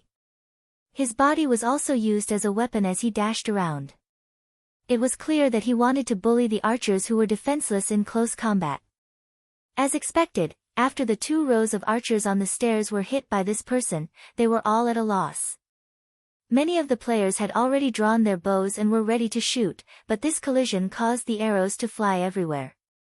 Deepwater, who was on the roof, retracted his head as an arrow brushed past his scalp. You again. This time, it was Deepwater's turn to be angry. The red figure that flashed out was Slender Waist Dance. Back in Forest Shade City, Deepwater had almost died at the hands of this girl. Now that he encountered her at a critical moment, he was a little annoyed. However, he also knew that this girl was extremely strong. Letting his group of archers fight with her was undoubtedly suicide. Slender Waist Dance didn't even look at him. She grabbed her dagger and stabbed whichever archer wanted to shoot. The archers all fled in panic. Unsworn Sword was overjoyed. He wanted to take the opportunity to continue charging forward, but he didn't expect an arrow to suddenly fly from behind and land right under his feet. Unsworn Sword was confident that he couldn't be instantly killed by an arrow, so he didn't care at all. Unexpectedly, when the arrow landed on his feet, there was a soft, snap sound. A trap that was a size smaller than the common trap used by lurkers popped out and stuck on Unsworn Sword's ankle. Although the trap was small, Unsworn Sword immediately became unable to move an inch. The archers blocking the path above the stairs had been chased away by the Slender Waist Dance. The iron door of the dungeon was placed bare in front of Sword of No Oath, but he could not go forward. He was so anxious that he almost vomited blood. Slender Waist Dance was busy rushing forward, but she didn't see any reaction behind her. She turned back and roared at Unsworn Sword, "Hurry up and go in. What are you waiting for?" Unsworn Sword wanted to cry but had no tears. "It's caught." Then, with two snap sounds, Unsworn Sword's body was pierced by 2 more arrows. Although Slim Waist Dance was ferocious, the opponent still had the advantage in numbers. Although she managed to take care of 2 more with her charge, the rest of the people scattered, leaving her with no time to spare. Those who had time to attack raised their hands and shot arrows at Sword of No Oath. Fortunately, Unsworn Sword wasn't a fake warrior. His bones were tough enough, so he was fine after taking 2 arrows. Mang Mang, who was at the side, quickly replied to him. But he didn't know when this trap would disappear. Judging by the situation in Forest Shade City, it would take more than a minute. Unsworn Sword was very anxious when he suddenly felt the ground under his feet loosening. He looked down and saw that the trap had been opened. At this time, there was no longer any hesitation. He stepped forward and was about to continue rushing forward, but he immediately heard another snap sound. Unsworn Sword's heart trembled. He looked down and saw that the old trap was no longer there, and a new trap had been put on. Unsworn Sword almost went crazy. He knew that this must be the trick of water on the roof behind him. He suddenly turned his head and was about to curse a few times to vent his anger, but in the end, an arrow nailed him in the forehead. Unsworn Sword opened his mouth but couldn't say a word. Mang Mang, who was at the side, was shocked. Looking at him like this, she thought he was about to die and threw 2 recovery spells. Because Mang Mang had changed to a night priest, the effect of her recovery spells was not as good as before. But fortunately, she was a priest who purely added points to intelligence, so the effect of the recovery was still reflected, so it didn't seem to be useless. Slender Waist Dance wanted to quickly resolve the crisis and was in a hurry. Suddenly, she was careless, and there was a snap sound under her feet. She looked down and saw that she had also been caught by a trap. At this time, looking at the ground again, she realized that the archers underwater who had changed to lurker had thrown traps everywhere on the stairs while fleeing in all directions. Originally, this kind of trap without any cover would not be able to catch anyone. But the problem was that the path on the stairs was not very wide, and these guys had thrown a lot of traps. Slender Waist Dance was only focused on chasing people and didn't notice for a moment, and accidentally fell into the trap.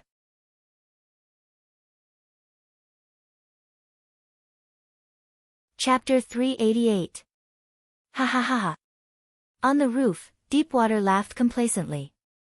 The trap that Slender Waist Dancer fell into wasn't his trap arrow.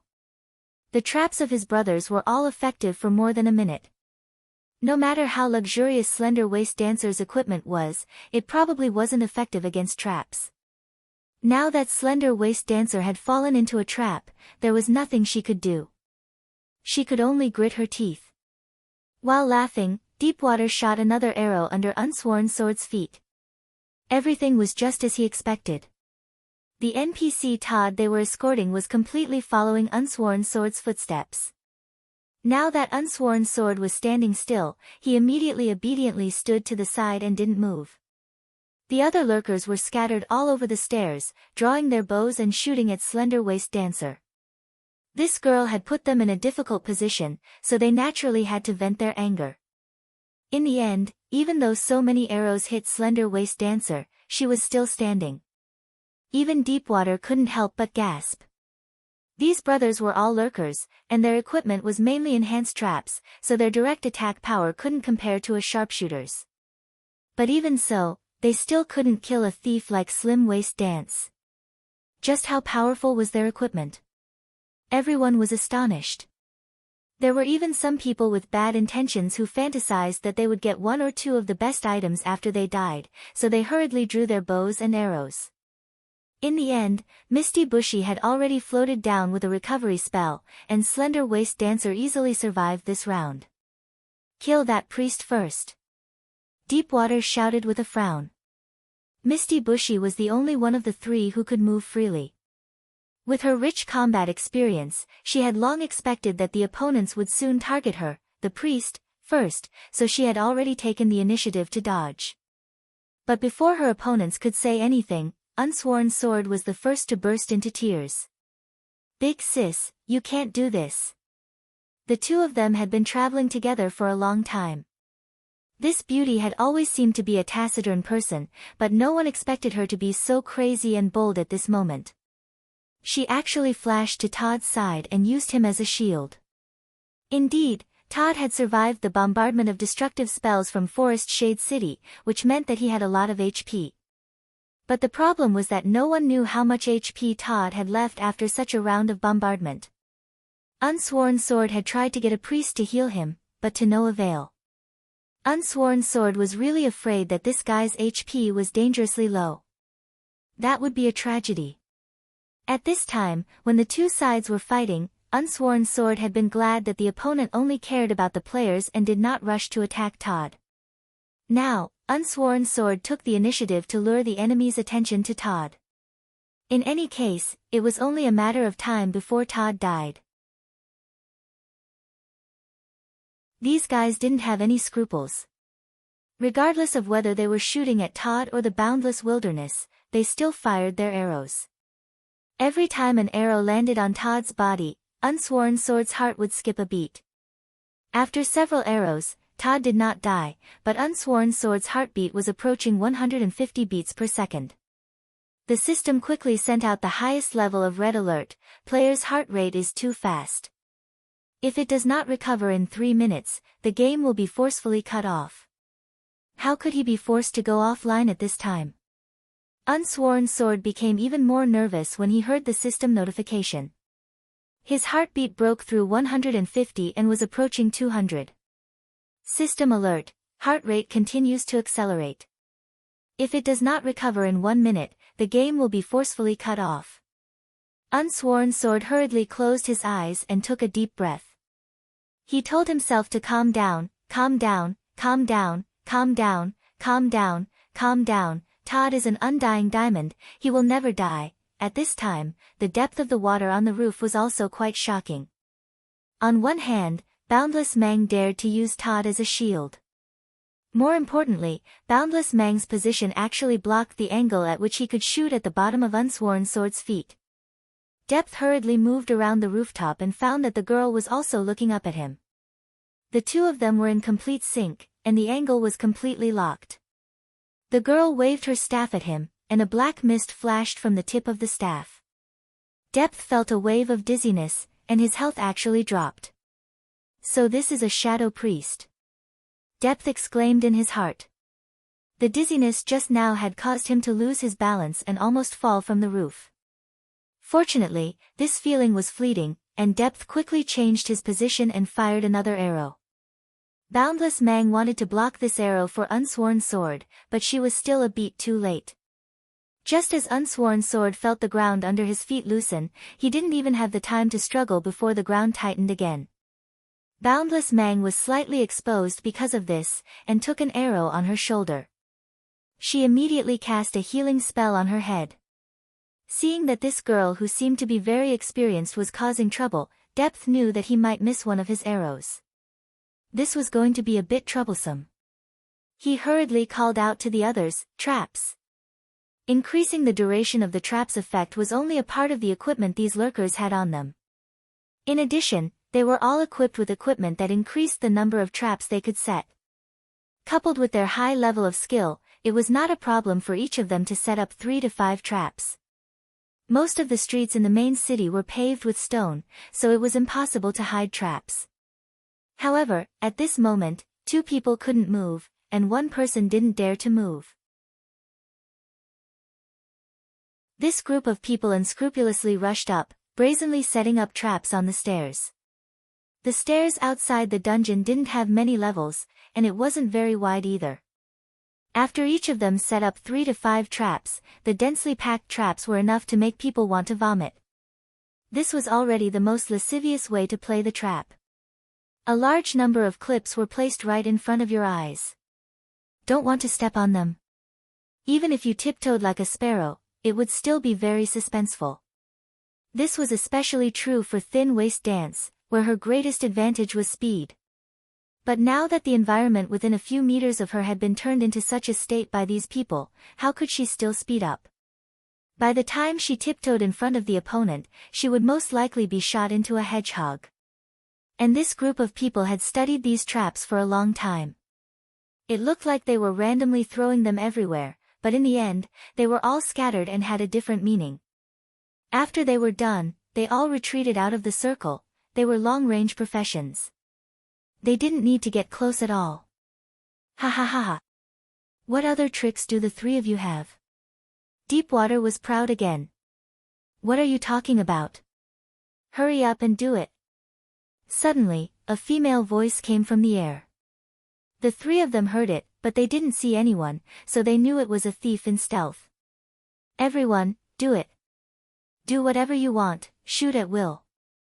Deepwater ordered. He took the lead and released an arrow, aiming at Thin Waist Dance. Where's that bastard? Didn't you say he would appear at the critical moment? Thin Waist Dance cursed. Sort of No Oath was surprised by Thin Waist Dance's sudden appearance. He didn't know that there would be a savior, so he hurriedly asked, Who else, who else? Ouch! As he asked, an arrow was shot at the corner of his mouth. Most players didn't feel much when they were hit on the body, but when they were hit on the head, although it was the same pain system, there was an inexplicable psychological fear. There was still a savior. Deepwater's heart couldn't help but tighten when he heard this. Although the situation was under control, who knew how much health Todd had left? They had already bombed him once in Shady Forest City, and now he didn't seem to feel anything after a few shots. Could it be that his health had automatically recovered in the past 2 days? Deepwater's heart broke when he thought of this possibility. Even with so many mages attacking him together, he still hadn't died. If he had that much health, how long would it take for them to shoot until they ran out? A long night is fraught with dreams. A lot of people in Sunset City were still anxiously looking for this guy. This time, Water Depth didn't bring all of his forces with him, and when he arrived at Waterside City, he left behind a large portion of his forces. At that time, they were waiting for the next ship, but they received a tactical report from Cloud City. Unsworn Sword and Todd were quietly entering the city, so they probably wouldn't encounter any obstructions. Water Depth definitely couldn't afford to waste 4 hours waiting for the ship at the pier. But what could they do without a boat? Their anxiousness was later seen by the people selling wine at Waterside Dock, who came up to ask. After learning about the situation, he immediately promoted the players' voluntary ferry business at a high price. This wasn't the pirate ship that Gu Fei and the others mistakenly boarded. It was a formal business launched by the few guilds that opened wine shops at the dock. Originally, these were small boats that the guilds occasionally prepared when they needed it. Later on, they found that they were idle most of the time, so it was better to see if anyone else needed it and treat it as a business. Deepwater could only helplessly accept it. Unfortunately, the player-made boats could only carry a limited number of passengers. Although there was more than one boat, it didn't have the capacity to transport all of them. Deepwater could only choose a few people to take this boat and hurry on. If they really waited for 4 hours before taking the system ship over, everything would be over. Deepwater and the others started late, but fortunately, they were all fast classes, so they were able to reach the dungeon ahead of Sword of No Oath. Deepwater also had mages, priests, and other similar classes, but in order to race against time, they could only ignore those classes that didn't have speed, which led to them being surrounded by lurkers outside the dungeon.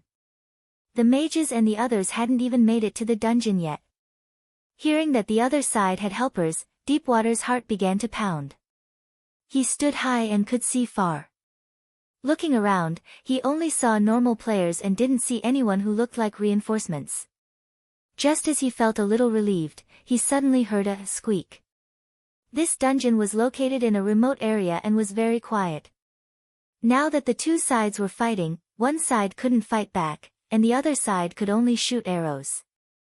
Only the whooshing sound of arrows could be heard, and this squeak was especially abrupt and ear-piercing. Everyone couldn't help but look in the direction of the sound. On the street not far from the dungeon, there was a very inconspicuous building. The door of the building was pulled open, and a person wearing a black robe and carrying a purplish-black longsword walked out. As soon as he turned around, he was already looking in their direction. As he walked quickly, he reached out to wipe his sweat. "Why are you in such a hurry? What's going on? Aren't we all still alive? Fuck, why are you only here now?" Slender Waist Dance was furious. The trap under her feet had actually reached its time limit. She had no choice but to walk on her tiptoes, and very soon, she accidentally stepped on the second trap. The guy who was just wanted ran quite far away. After chasing for half a day, isn't he back now? This person was getting closer and closer, and the sword on his shoulder was already slashed down, pointing diagonally forward. This was the starting gesture of a mage's chant. Butterfly knot, of course everyone knows who the last person is.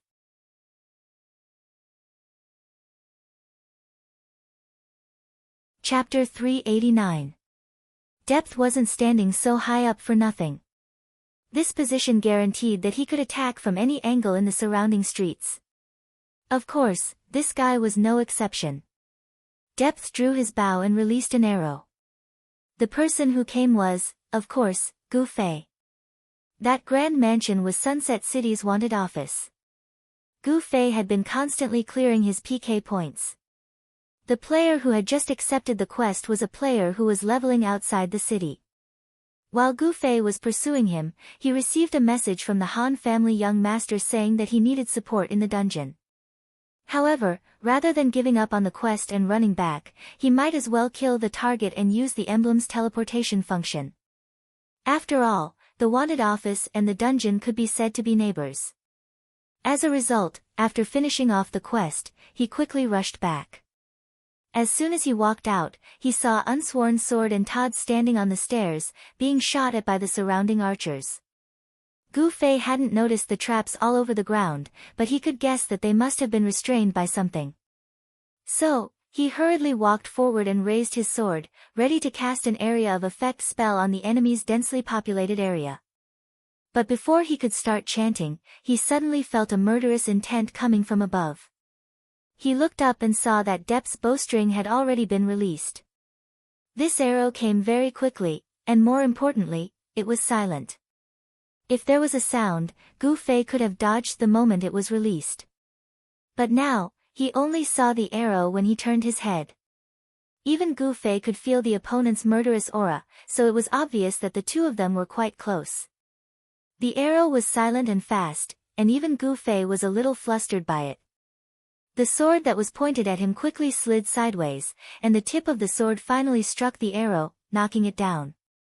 Everyone else was stunned. Only Gu Fei felt like he had been put in a difficult situation.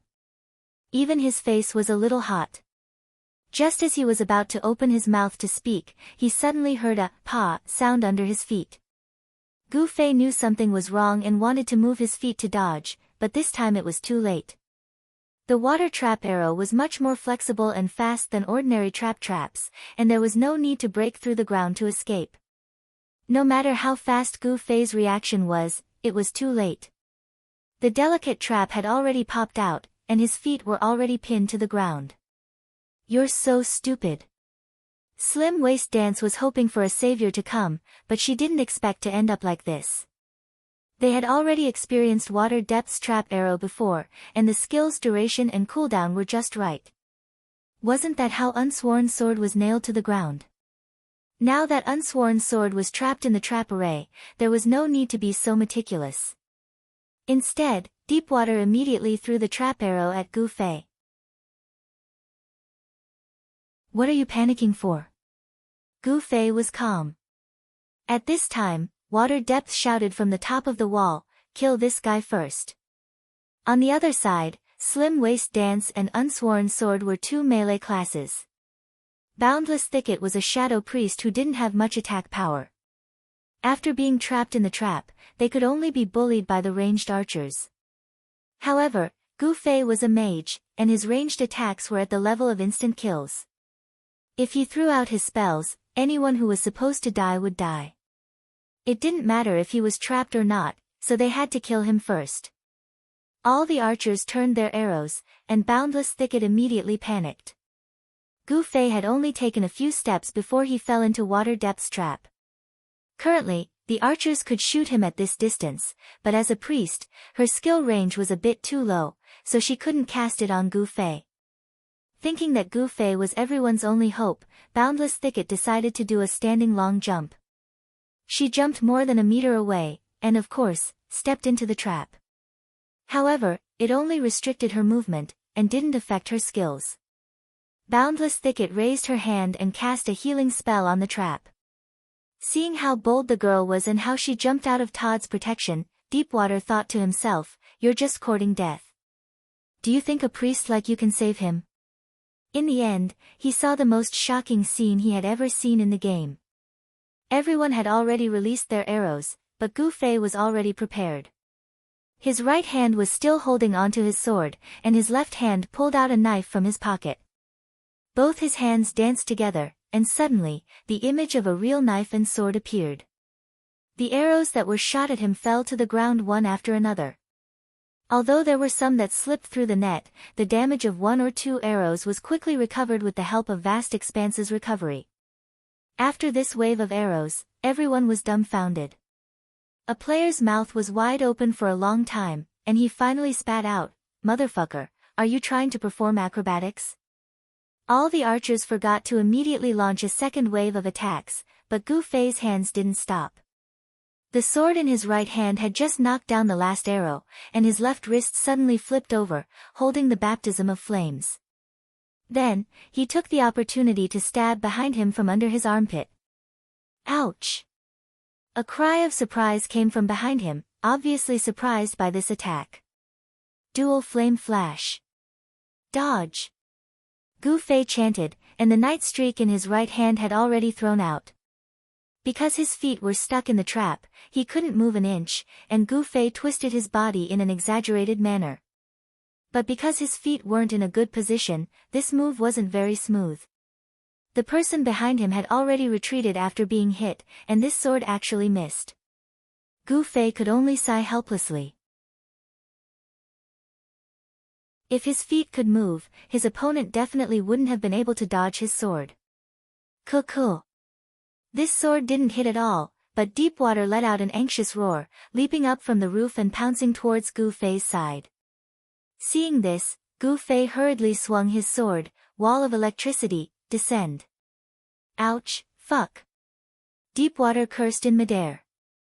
Leaping down from the roof was supposed to be very carefree, but who knew that Gu Fei would suddenly erect a wall in front of him, and Deepwater immediately pounced on the wall like a tiger pouncing on its prey. What was even more tragic was that the wall of electricity had a suction effect. Deepwater didn't fall after hitting the wall, but instead maintained his posture and stuck to the wall like a gecko. Electricity flowed around his body, and from time to time, he would spit out 2 sparks that fell to the ground. Ah!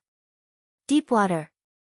The person behind Gu Fei didn't care about Gu Fei anymore, and dashed under the wall of electricity, raising his head to look at Deepwater hanging above. Put him down.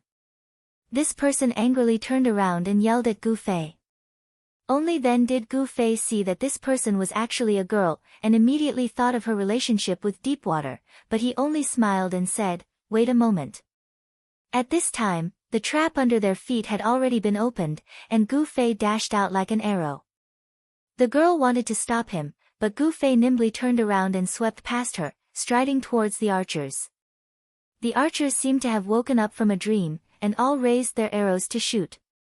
Gu Fei's left blade and right sword were invincible, and the ground was covered with arrows wherever he went, and his body was also pierced by quite a few. No matter how abnormal his skills were, he still couldn't take care of himself, but fortunately, he had Boundless Mang Mang's recovery, which allowed him to hold on. If Gu Fei was fighting alone, he might have already died under the arrows. Be careful of the traps. Seeing that Gu Fei was charging forward, Slender Waist Dance hurriedly warned. Next was the area filled with the enemy's traps.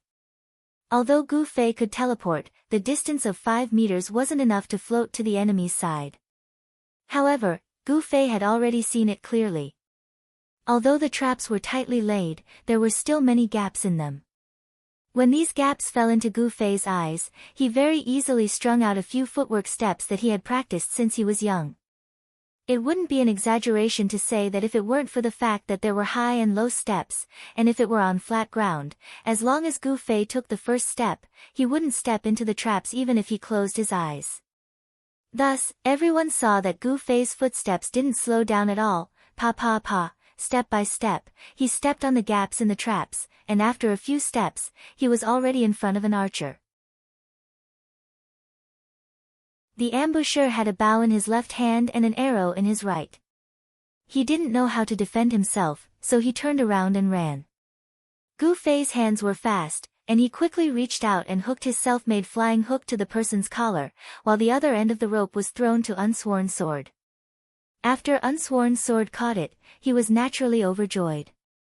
He had been standing there as a target for so long, and now he could finally put his skills to good use. He immediately roared and pulled on the rope. How could a small ambusher fight against Unsworn Sword's strength? He was pulled to the ground on the spot, and was then mercilessly dragged all the way. The traps on the ground hit him one by one, and in the blink of an eye, he was dragged to his feet by Unsworn Sword. Unsworn Sword was addicted to this, and reached out to pick up the guy and throw him away, then pulled on the rope again. But this was only a hook that was hooked to a person's collar, so how could it be so secure? The moment he threw it, the hook slipped off, and the person didn't return. Unsworn Sword couldn't play anymore, so he threw the hook at Gu Fei. Brother Qianli, hook another one for me. Gu Fei was fighting with a few ambushers. When Unsworn Sword threw the hook, Gu Fei caught it, and in the blink of an eye, it had already hooked onto a person's clothes. Ah! The person panicked and reached out to grab it, but Unsworn Sword, who had been waiting for a long time, had already used his strength, and the person disappeared with a whoosh. Gu Fei's dual flame flash killed the two people next to him, then rushed towards his next target. The number of archers had decreased, and the arrows they shot were no longer a threat to Gu Fei. Boundless Mang was no longer using healing spells, but was using mana sacrifice to replenish Gu Fei's mana. Unsworn Sword dragged another person over. After throwing him out last time, he immediately got rid of the person's control. Just as he was considering whether to kill him directly this time, or to hook him more firmly, Slender Waist Dance jumped and said, "Throw him over here, throw him over here." Unsworn Sword didn't think much of it, and responded with a, "Okay," then threw the person over this time. The person fell to the ground and rolled, immediately destroying a lot of the traps. Slender Waist Dance stepped on the person, adjusted her direction, and kicked him out with all her might. This person cleared the traps on the ground in a daze, and in the direction he rolled out, the archers panicked even more. This person rolled out of a passage, and Slender Waist Dance was already charging over from the passage.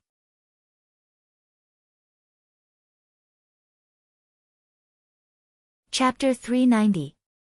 The poor player kicked by Slender Waist Dance rolled forward like a bowling ball, while the lurkers in that direction were as uneasy as pins that were about to be hit by a bowling ball. A few people hurriedly shot arrows at Slender Waist Dance, but this girl's equipment was too strong. She blocked and dodged the arrows that were shot at her, and she didn't seem to care even if they hit her. In the blink of an eye, the bowling ball had already cleared a lane. Slender Waist Dance quickly arrived, and it was too late for those guys to escape. After knocking one unconscious with a club and stabbing another to death with a knife, the other panicked and directly stepped into a trap set by his own people. This trap was selfless. Even if the owner stepped into it, it would still bite him. What suspense could there be after that? Slender Waist Dance very calmly took care of them one by one, then ignored the wailing of the guy on the ground who was covered in traps, helped him adjust his position, and kicked at the bowling ball below him. On the other side, Water Depth, who was hanging on the wall of electricity, had finally held on for 20 seconds.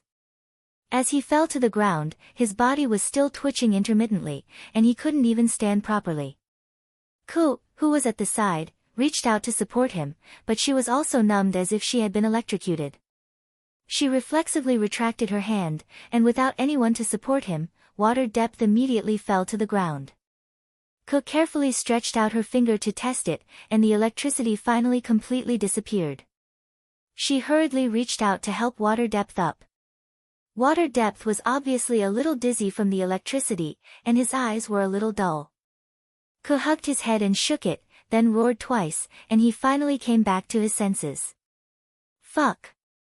Water Depth immediately cursed when he came back to his senses, and waved the bow in his hand, shouting, "Where is he? Where is he?" The person was right in front of him, and Gu Fei had already rushed into the trap array. Water Depth watched as this guy stepped into the trap array step by step, but continued to kill as if nothing had happened. His pitiful subordinates had all become traps for others. Even that sword without oath was having so much fun. Water Depth gritted his teeth in anger, and raised his bow, about to shoot. "Be careful." Mang Mang had been paying attention to his movements, and immediately warned him when he saw that he was about to make a move. Sword without oath was having fun, and he just stood there and dragged people around, not caring if he had stepped into a trap. Seeing that Water Depth was about to shoot again, he immediately puffed out his chest in revenge. "Ha, come, shoot me." Whoosh, the arrow hit Sword without oath in the head. Actually, Deepwater had originally intended to shoot this arrow at Gu Fei, who was the most troublesome to deal with. However, Unsworn Sword's arrogant and cocky demeanor was simply unbearable, so he rewarded the arrow to him on the spot. Unsworn Sword had taken quite a few arrows to the head today. Although he did not die, as an effect of being hit by the arrows, he would still bleed symbolically. As a result, a drop of blood flowed from the east to the west, and his entire head was now as red as a clown's. His original thought was that Water Depth was going to shoot those trap arrows, but his head was already red like a clown's sword. Just as he was about to curse, Mang Mang angrily roared at him, "What are you doing? I don't have time to care about you right now." Unsworn Sword thought about it and agreed. Gu Fei was the main fighting force right now. Boundless Mang was currently using her special skill to maintain Gu Fei's mana. How could she have the time to do any recovery? At this moment, Unsworn Sword finally understood why the Han family young master had arranged for this girl, whom he was not familiar with, to escort Todd. It turned out that it was all for this moment. As for Slender Waist Dance, it turned out that she had been in stealth all this time. This was because she was the only one who could keep up with the player's normal walking speed while in stealth. After giving Unsworn Sword a chance to vent his anger, Deepwater prepared to shoot the second arrow at Gu Fei. However, seeing that Gu Fei was already prepared, he thought about how so many arrows had been blocked by him with his weapon. What was the point of shooting an arrow by himself? The current situation, as well as Boundless Mang's unthinking roar, allowed him to immediately make a decision. He shot the second arrow at Unsworn Sword. There were 4 opponents. With Gu Fei's skills, Water Depth wasn't confident that he could hit him. Slender Waist Dance was agile, so it wouldn't be easy to hit her. Moreover, the girl's equipment was ridiculously high, so even if he hit her, she might not be able to take it seriously. Then there was Boundless Mang, who hid behind Todd, which was an angle that Water Depth couldn't hit. On the other hand, Sword of Unsworn was the easiest to shoot out of the 4 of them, and he happened to be the leader of this mission. Shooting him to death might have some unexpected effects. After analyzing all of these factors, there was no other choice for Water Depth to shoot the second arrow. Unsworn Sword was hit in the head by an arrow, followed by another arrow in the chest. Seeing that Water Depth was really going to fight him to the death, he immediately regretted shouting at Water Depth. Fortunately, no matter what, he was still the guild leader of a large guild. On the warrior ranking board of the game, he was also one of the top players. Although Water Depth was one of the 5 roaches, he was a lurker, and archery wasn't his strong suit. After 2 arrows, Unsworn Sword was still fine for the time being. He turned his head to look at the other 3. Slender Waist Dance and Gu Fei were focused on killing, and did not look in his direction at all. Boundless Mang Mang was at the side, and was looking at him. However, the expression in his eyes could only be described as a cold bystander. Boundless Mang was indeed a female hero. She said she didn't have time to care about you, and she really didn't have time to care about you. At this moment, she had no intention of healing Unsworn Sword at all. At a crucial moment, he could only rely on himself. Unsworn Sword had left a small path around him that was free of traps because he had used his flying hook earlier. Of course, he couldn't just let Water Depth shoot him to death, so he immediately stepped onto this self-made safe path. It was a pity that with his movement speed, Water Depth was still able to deal with him, and his arrows never missed. Unsworn Sword was anxious, and what was even more infuriating was that when he started moving, Todd also started moving. In fact, every time Todd was brought out of the dungeon, he had to go through a setting, and that was to follow someone in the 4 seas. All this time, Todd's target had always been Unsworn Sword. However, even though this NPC said that he was following them, it was more accurate to say that everyone was following him. Although he was following the Sword of Unsworn, he had always walked on his own, moving at a constant speed. No matter how fast the target was moving, he would always move at the same pace. Therefore, the speed of the group had always been based on Todd's pace. As for what would happen if they left him behind, they had never tried it, mainly because they didn't dare to. At this moment, when Unsworn Sword moved, Todd immediately obediently took a step to the side. Then, there was a "pa" sound. Todd seemed to have no other special characteristics other than his high HP. This step caused him to step into a trap, and he immediately fell for it, standing there stupidly without moving. Unsworn Sword didn't think so much at this time. He only cared about dodging the arrows and charging forward. In fact, it wasn't a big deal that Todd fell into a trap. The big deal was that he took this step, and this step immediately exposed the vast expanse to Water Depth's arrows. With Water Depth's experience, he had long noticed that the light shining from the staff was exactly the same as the light surrounding Gu Fei, and guessed that the two of them had some sort of coordination. It was just that this girl had a lot of combat experience in the vast expanse, and kept hiding behind Todd, not giving him a chance. Meanwhile, the other subordinates were focused on avoiding the pursuit of Gu Fei and Slender Waist Dance, so they didn't pay attention to these details. At this moment, the Sword of No Oath suddenly moved, and Todd followed suit. The vast expanse of land was immediately exposed, and all of this happened in the blink of an eye. However, Water Depth had already caught onto it and shot an arrow towards the vast expanse of land. This arrow from Unsworn Sword caught Todd off guard, and the skill was immediately interrupted. This skill came with a weapon, and it had a long cooldown.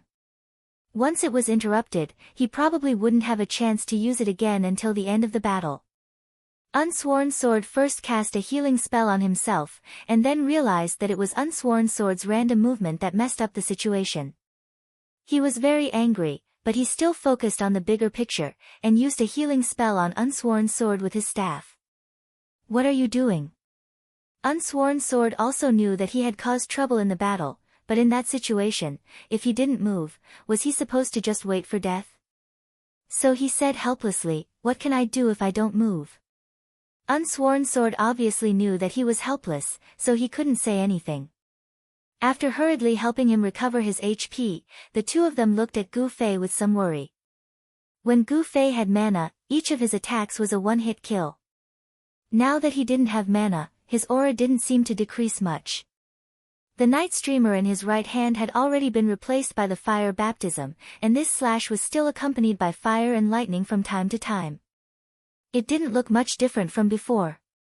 Of course, the power of the additional fire attack was incomparable to the power of the double flame flash. But even so, the group of lurkers still fled like rats under Gu Fei's slash. Unsworn Sword and Unsworn Sword looked at each other, feeling that their worries were unnecessary. For this abnormally strong person, an anomaly among mages, did it really matter whether he had mana or not? The one who suffered the most was, of course, Water Depth. He excitedly interrupted Unsworn Sword's spell, thinking that it would have a strong impact on the battle, but he found that his group of brothers were still so unsightly, and were quickly sacrificed under the pursuit of Gu Fei and Slender Waist Dance. Water Depth. Ku called out to him softly from beside Water Depth. This couple had played 6 online games together, and fought side by side who knew how many times. Ku's skills, experience, and insight might not be as good as Water Depth, but they weren't far off. At this time, she could also see that it would be very difficult for their operation to succeed. Because, the opponent was just too strong.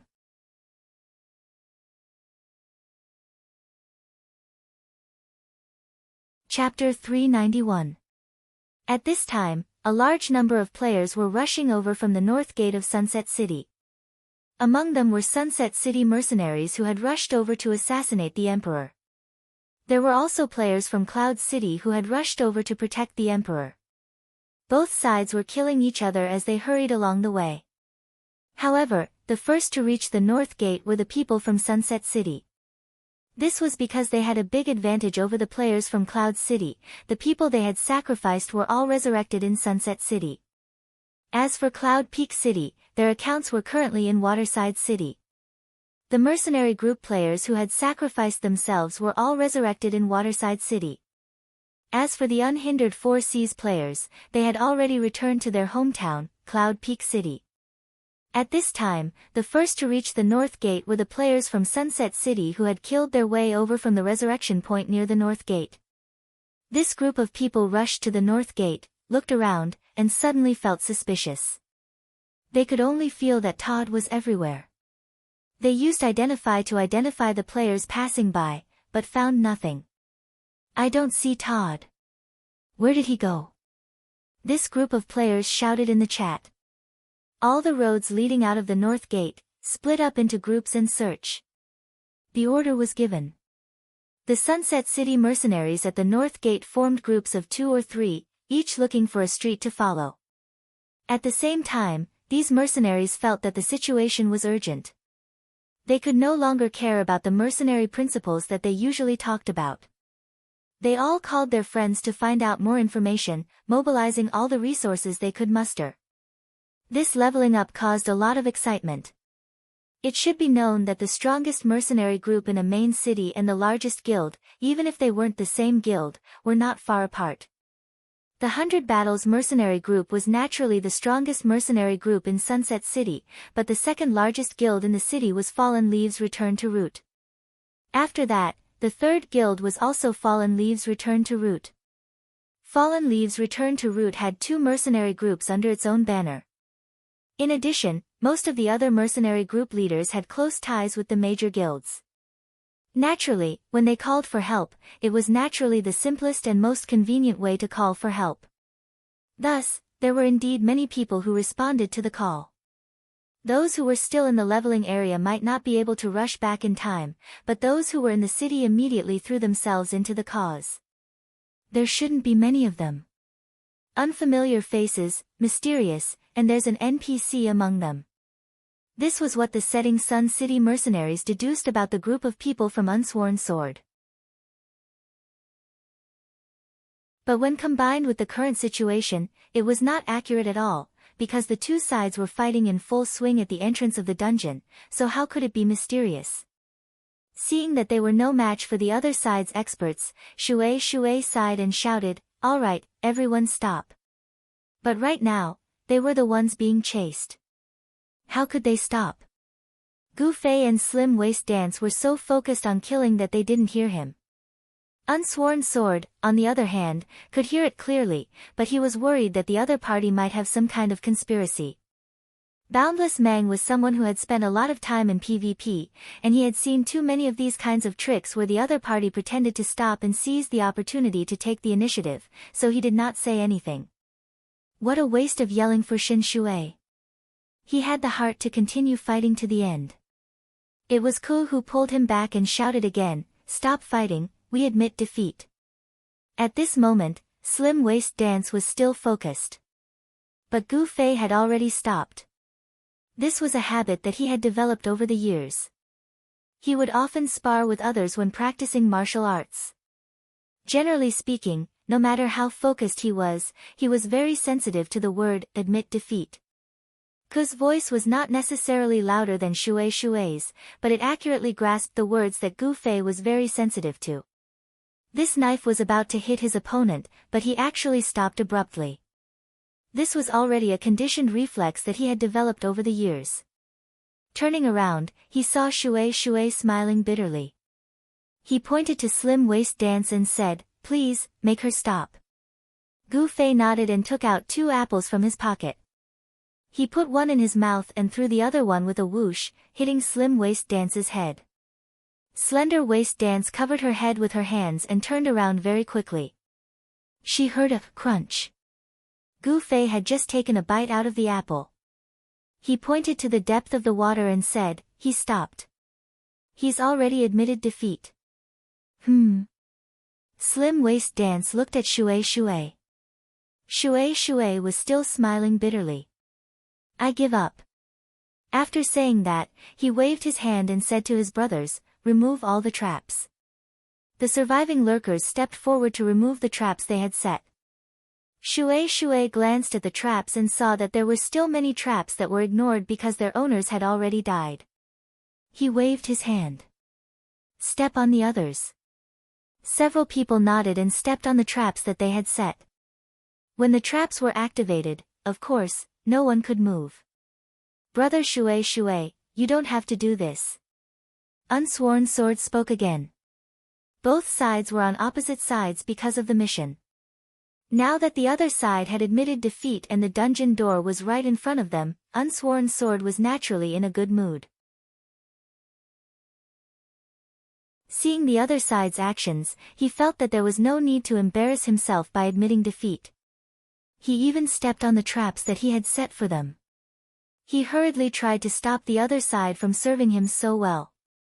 Hey, you're thinking too highly of yourself." Shui hadn't said anything, but Boundless Mang had already opened his mouth and said to Unsworn Sword in disdain, "This is the rule of traps. If they don't step on it themselves, those who died have to come back to collect it. What if they resurrected in Shady Forest City? Wouldn't that be tiring?" Unsworn Sword only had a slight understanding of the rule of traps, so he didn't think too much about it.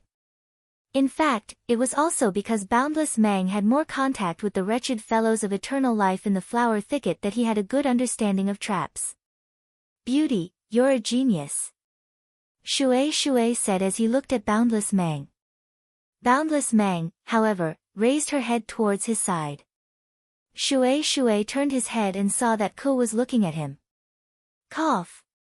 "Of course, that's only relative to this guild leader," Shui hurriedly added. In order to not let Ku misunderstand, he wasn't afraid to look down on Unsworn Sword, the guild leader. If one were to say that Unsworn Sword was still in a good mood just now, and had some thoughts of roping in an expert like Water Depth, now he had completely dispelled those thoughts. His face darkened as he turned to Gu Fei and said, "I'll go hand in the quest first." "Okay." Gu Fei nodded as he munched on an apple. Unsworn Sword was excited. He felt that his legs were trembling as he walked up the stairs. After working hard for several days and sacrificing a large number of brothers and comrades, it was finally time to complete the mission. What kind of reward would it be? Unsworn Sword was just about to enter fantasy mode when Gu Fei suddenly said, "Wait. What is it?" Unsworn Sword was nervous. "It's not time for Todd's trap yet," Gu Fei said. Unsworn Sword turned around and sure enough, Todd was still standing there helplessly with a trap clamp stuck in his foot. The trap had not been removed yet, so Unsworn Sword could only helplessly stop and wait. On the other side, Shui Shin's subordinates were also stepping on the traps. When the time was up, the traps would automatically disappear. Gu Fei and the others stood together, while Shui Shin and Ku stood not too far away. The group of people stared at each other in silence. Not far away, there were already players sizing them up. This place was close to the East Gate, and the 4 gates were places that the mercenaries of Sunset City paid close attention to. Just because the Han family young master said, "North Gate," they firmly believed that the target was at the North Gate. the mercenaries of Sunset City weren't that honest. Especially after there was news that nothing had been found at the North Gate, the 4 gates became places of great importance. At this time, the battle at the entrance of the dungeon had basically ended. However, on this remote street, a group of people just stood there foolishly without moving. This in itself was very strange. Although what they saw in front of them didn't match the description of few people, mysterious, after closer observation, they found that the unfamiliar face was very much in line. Thus, the guy in charge of leading the team at the East Gate led a few of his companions and began to pretend to be passing by. They had a clear division of labor and were prepared to use appraisal skills when they got closer. Unexpectedly, when they were a certain distance away, one of the players in the team was extremely surprised and shouted excitedly in the channel, "Todd!" This was a mercenary player with a mission. At this time, when they got closer, Todd's name leaped into view like the code name that would appear when a wanted mission was accepted. As for the others in the team, they were guild helpers that had been recruited later. Without a mission, Todd didn't seem to have any abnormalities in their eyes. The information was quickly reported to the organization, the situation, the number of people, the location, and so on. Seeing that the other party didn't seem to be suspicious of them, they began to use appraisal skills. Needless to say, the super experts such as Gu Fei all had question marks on their equipment, and nobody could appraise Thin Waist Dance. On the other hand, Water Depth subordinates were the elites that he had carefully selected for this trip. Of course, their standards were higher than normal players. After appraisal, these people quickly gave up on the idea of attacking immediately. They felt that it was a good choice to continue to hide their purpose and make arrangements in secret. Unfortunately, they had underestimated the other party's eyesight. Gu Fei, Thin Waist Dance, Boundless Vastness, Water Depth, and even Unsworn Sword were all experienced experts who had seen a lot of battles. They wouldn't be suspicious if they just passed by, and they wouldn't be suspicious if they used appraisal skills while they were passing by. After all, this was very common in online games. What was suspicious was the way they passed by. They pretended to be calm, but it was a little too much. Especially after they found out that the people here weren't ordinary experts, they became even more exaggerated. "Who are you?" Unsworn Sword was the first to speak. Of course, he was most concerned about his mission, and he wouldn't let go of any suspicious clues. Gu Fei, on the other hand, was the first to act. He dashed to the front line in a flash, ready to attack as soon as the battle began. When Unsworn Sword asked the question, they all had different expressions on their faces, but the leader still replied calmly, "We're just passing by." Water Depth had already noticed that something was wrong with these people, and there was a look of hope on his face. If there was a chance, he would reserve the right to fish in troubled waters.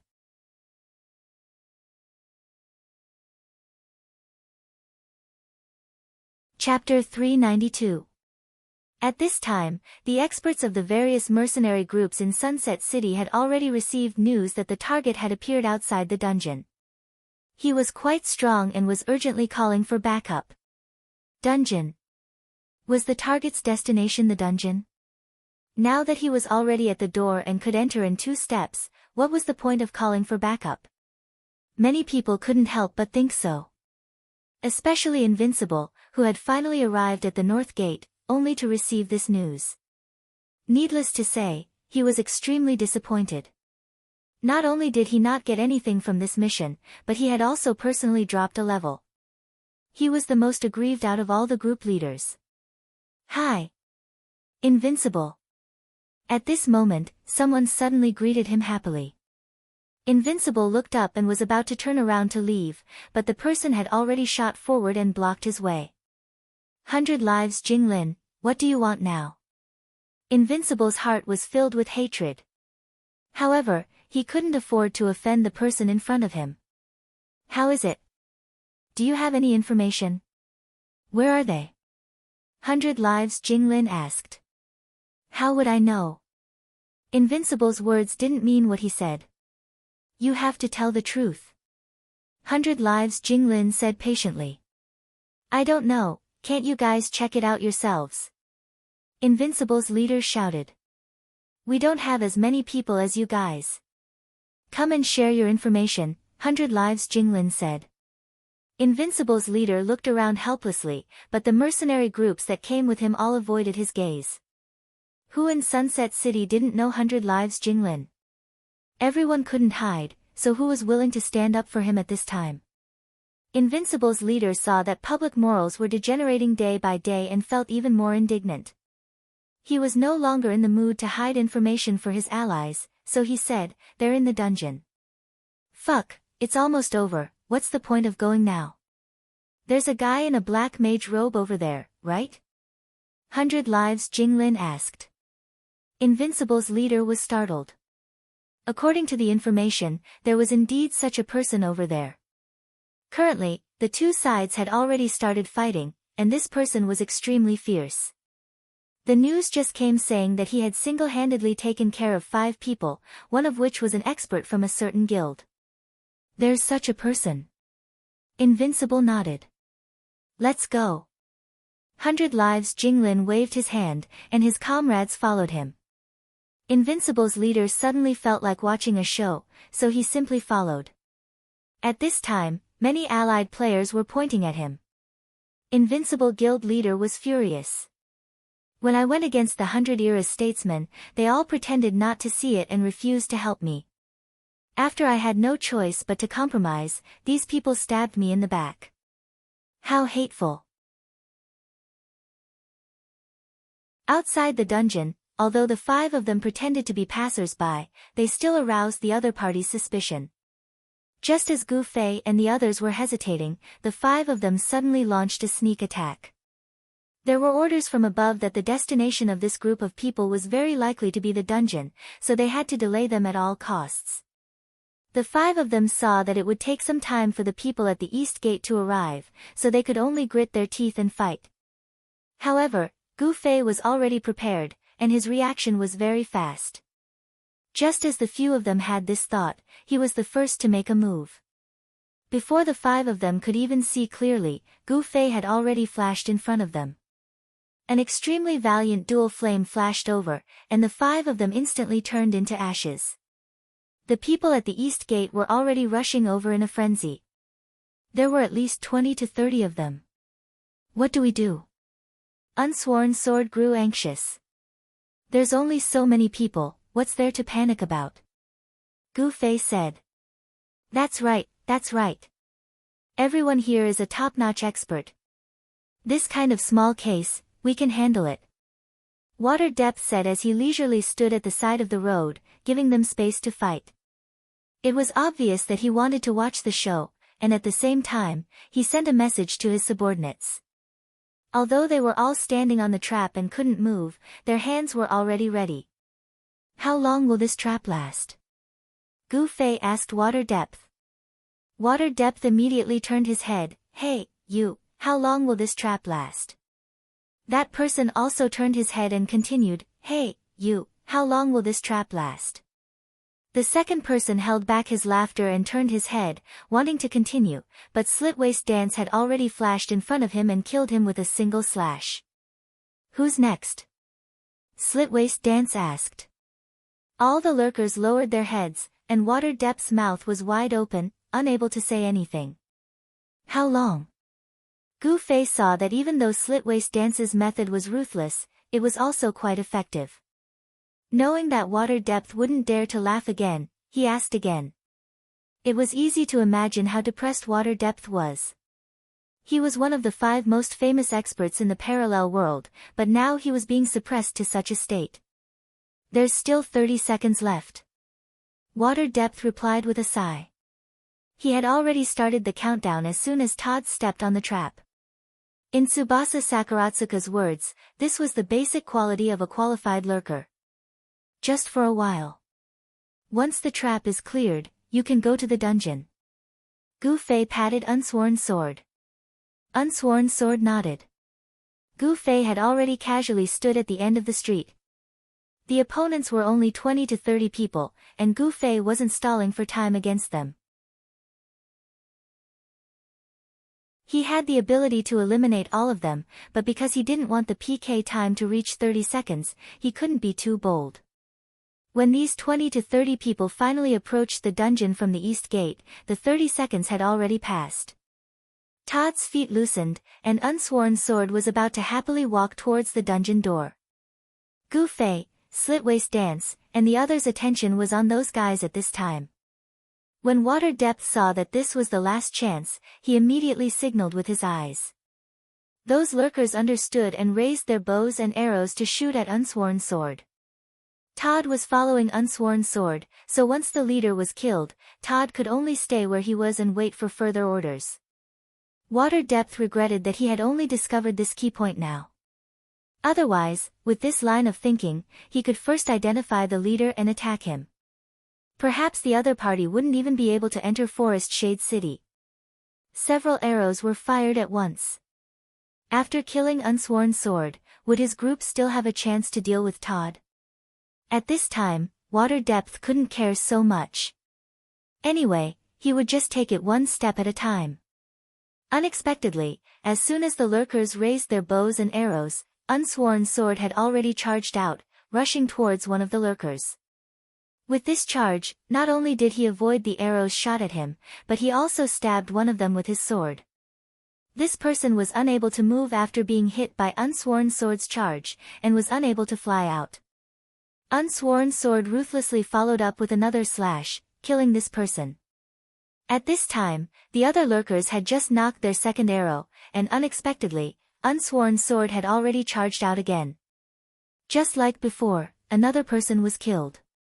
In an instant, Unsworn Sword, who was holding two great swords in his hands, became a little more majestic in everyone's eyes.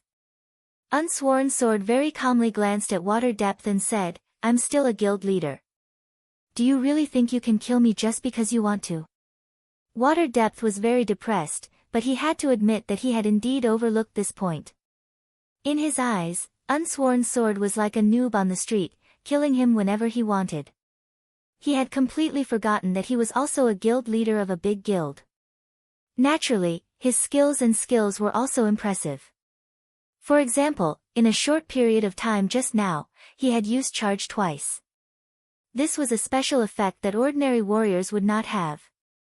Just as he was at a loss for words, he suddenly felt a light above his head. Looking up, he saw a fiery light drawing a circle. Water Depth understood that this was Gu Fei seeing that they had suddenly attacked again, and immediately attacked him. Dodge! Water Depth pulled Ku beside him and dodged the Skyfall fire wheel. Looking at the brothers on the other side, Slender Waist Dancer and Swift Step weaved in between them. After the fiery red figure flashed, only streaks of white light were left. This time, the lurkers that had brought Sunset City to this expedition had all been wiped out, only the two of them were left. Vast Mang, on the other hand, had a "see, I knew it" expression on his face as he spread out his hands towards Gu Fei. Only now did Water Depth realize that the other party had not let down their guard against him at all. His plan to fish in troubled waters had finally gotten him into trouble. On the other side, Gu Fei had chased Water Depth away and immediately charged into the enemy formation with Slender Waist Dancer. With Vast Mang's support from the rear, the enemy, which was 10 times their size, was actually defeated. At this time, Unsworn Sword had already led Todd to the entrance of the dungeon. The moment he stretched out his hand to push the door open, he had mixed feelings. The dungeon door opened, and 2 NPCs that he was very familiar with stood inside. Every time Unsworn Sword brought Todd to the dungeon, there would be these 2 NPCs leading Todd into the dungeon.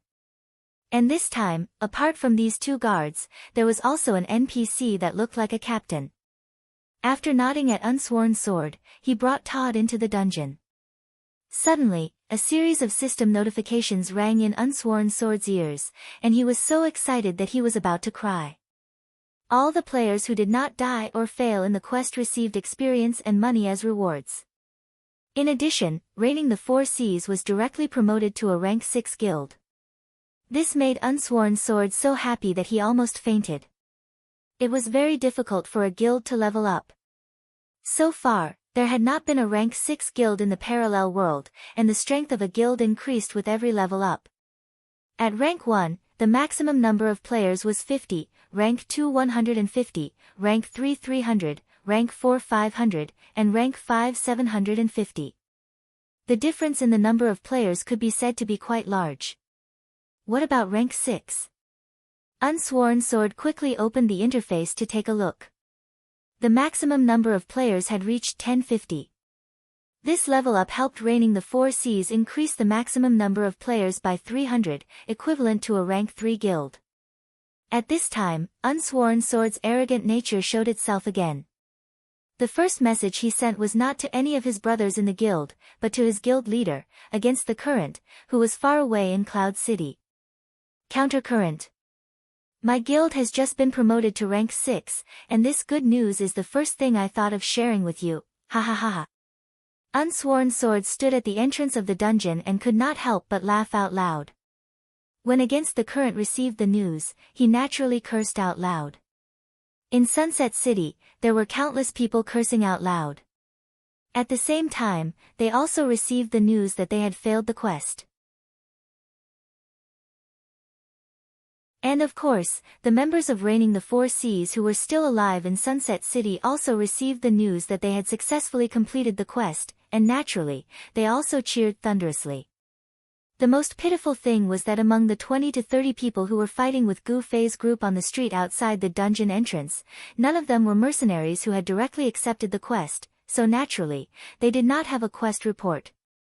At this time, they were forgotten, and no one reminded them. They continued to fight without a care in the world, each and every one of them turned into PK points for Gu Fei and Slim Waist Dance.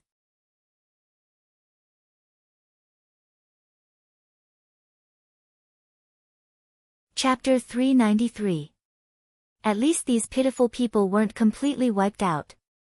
At the end of the day, they still had some judgment. 1/3 of them had already been wiped out, so what could 2/3 of them do? Everyone was a little selfish, and no one wanted to make such a pointless sacrifice. The remaining 2/3 started to retreat subconsciously. When the mercenaries remembered this group of people, they hurriedly sent a message to them. The group of people did not hesitate to turn around and run. Gu Fei and Slender Waist Dance didn't chase after them. After fighting for so long, they had used up a lot of energy. Slender Waist Dance relied on her strong equipment to take on who knew how many attacks. At this time, she was actually on the verge of death. As soon as she stopped, she took out a piece of bread and munched on it. She looked back at Misty Mang and said, "You only know how to take care of him.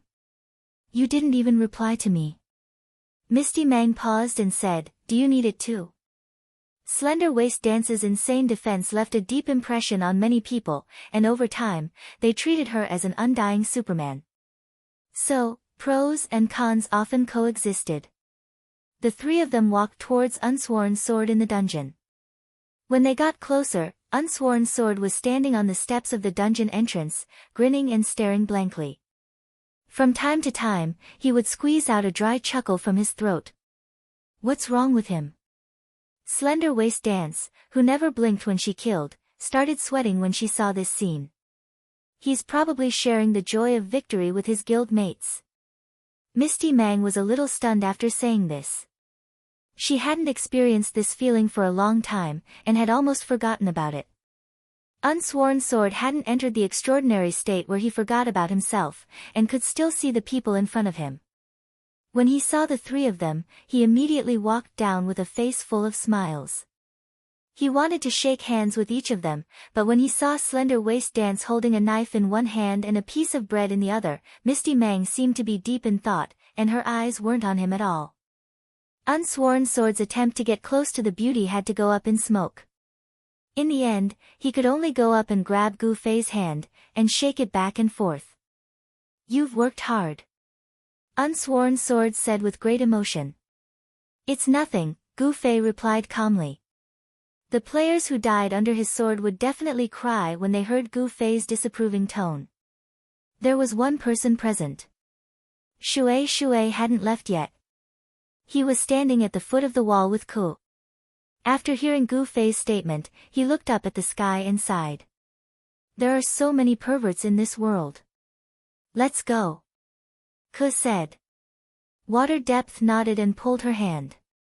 Just as he was about to leave, he suddenly saw a group of players rushing towards them from the north gate. As they got closer, they could see that many of the players were grandmasters of combat. Is this the legendary 100 Battles mercenary group of Sunset City? Water Depth nodded and took her hand. They. Deepwater looked at the group of people advancing towards the exit of the dungeon. There seems to be a show to watch. Deepwater's eyes lit up. Hey. Ke seemed to be dissatisfied. Let's just watch. It's a free show, it'd be a waste not to watch. Shui pulled Ku and waited for the 100 Battles mercenary group to pass by them. Then, he turned around and walked behind them. On the other side of the dungeon, before Sworn Sword could even finish his words of gratitude, the four of them were already attracted by the imposing aura of the team approaching them. Similarly, as they approached, the presence of a large number of grandmasters of combat allowed the four of them to quickly guess the identity of these people. There's no end to this. Slender Waist Dance quickly gobbled down the bread in her hand. Vast Mang Mang had already eaten a bunch of grapes to replenish his mana. This Unsworn Sword's HP was also incomplete, but he was too busy being happy and didn't have time to replenish himself.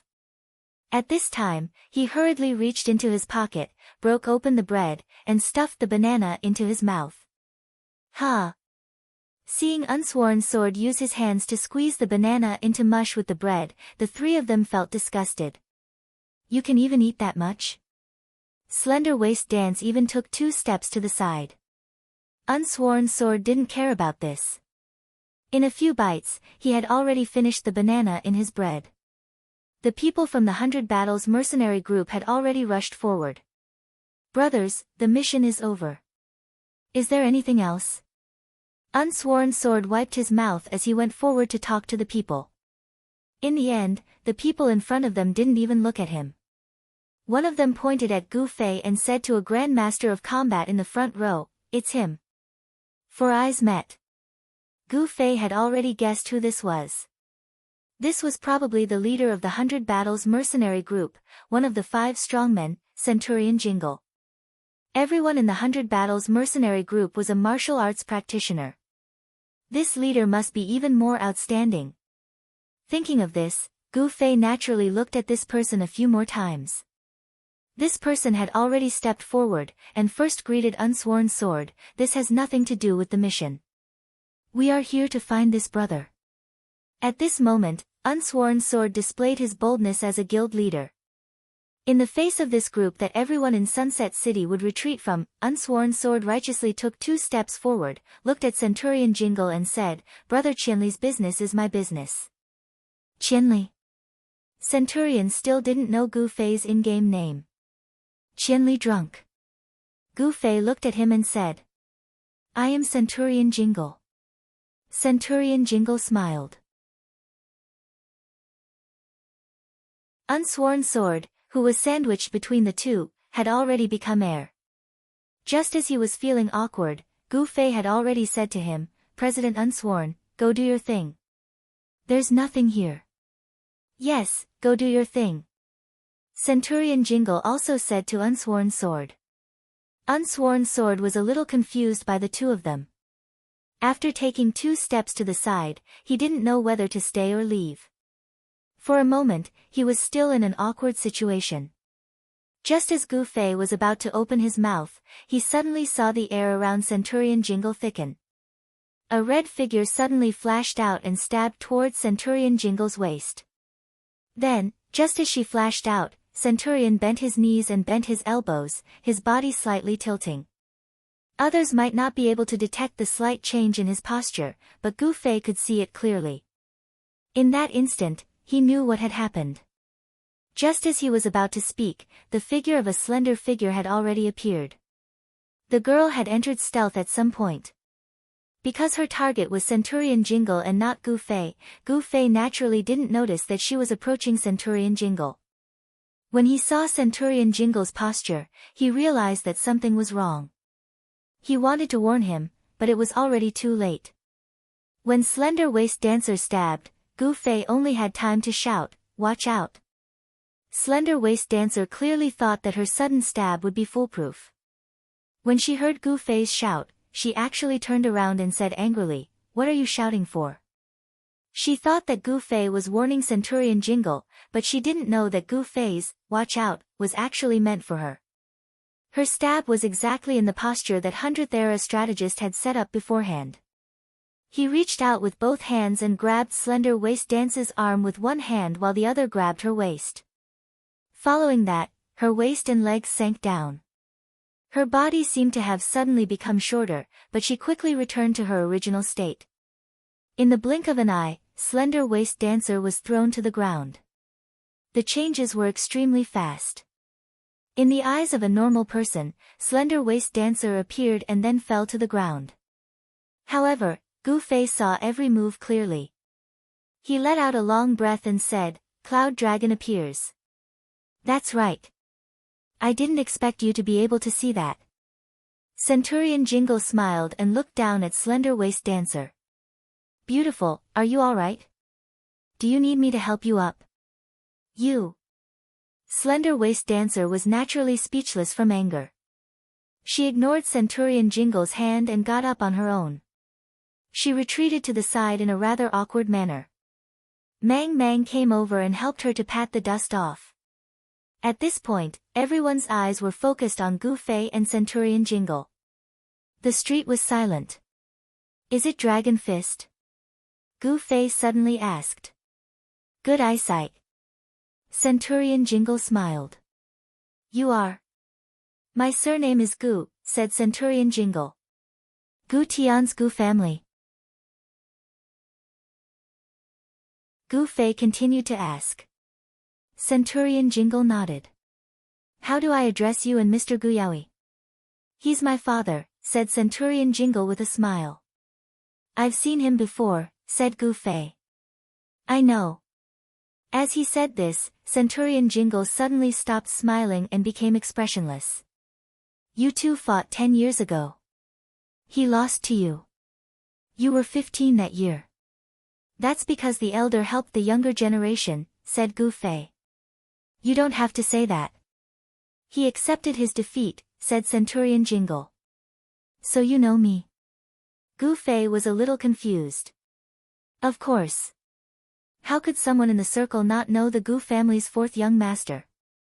"He's a rare martial arts prodigy," said Centurion Jingle. "I wouldn't dare." Gu Fei hurried to be humble, but he still felt strange in the end. Indeed, in the martial arts circle, it wasn't strange at all to know Gu Fei's name. However, he had never seen the person in front of him before. It was a little strange that he could recognize him at first sight. If I remember correctly, we haven't met, right?" Gu Fei could only ask directly. "No." "Then how do you know me?" asked Gu Fei. "I haven't seen you in person, but I've seen your picture," said Centurion Jingle. "Picture? Where?" Gu Fei was confused. "On the internet." "On the internet?" The more Gu Fei listened, the more bizarre it became. When did his picture go on the internet? Why, you still don't know? Centurion Jingle also began to be surprised. Uncle Gu has nothing to do recently, so he created a website for the Gu family. Your picture is on it. Our Gu family created a website. Gu Fei was greatly surprised. He really hadn't heard of it. The Uncle Gu you're talking about, are you talking about my father? Asked Gu Fei.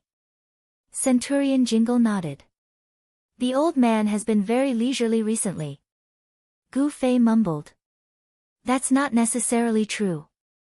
Uncle Gu has been very busy recently. As expected of a martial arts practitioner, Centurion Jingle had extraordinary hearing. He actually heard Gu Fei's whisper. You've met him? Gu Fei was getting more and more surprised. Yes, I went to visit your family a few days ago, said Centurion Jingle.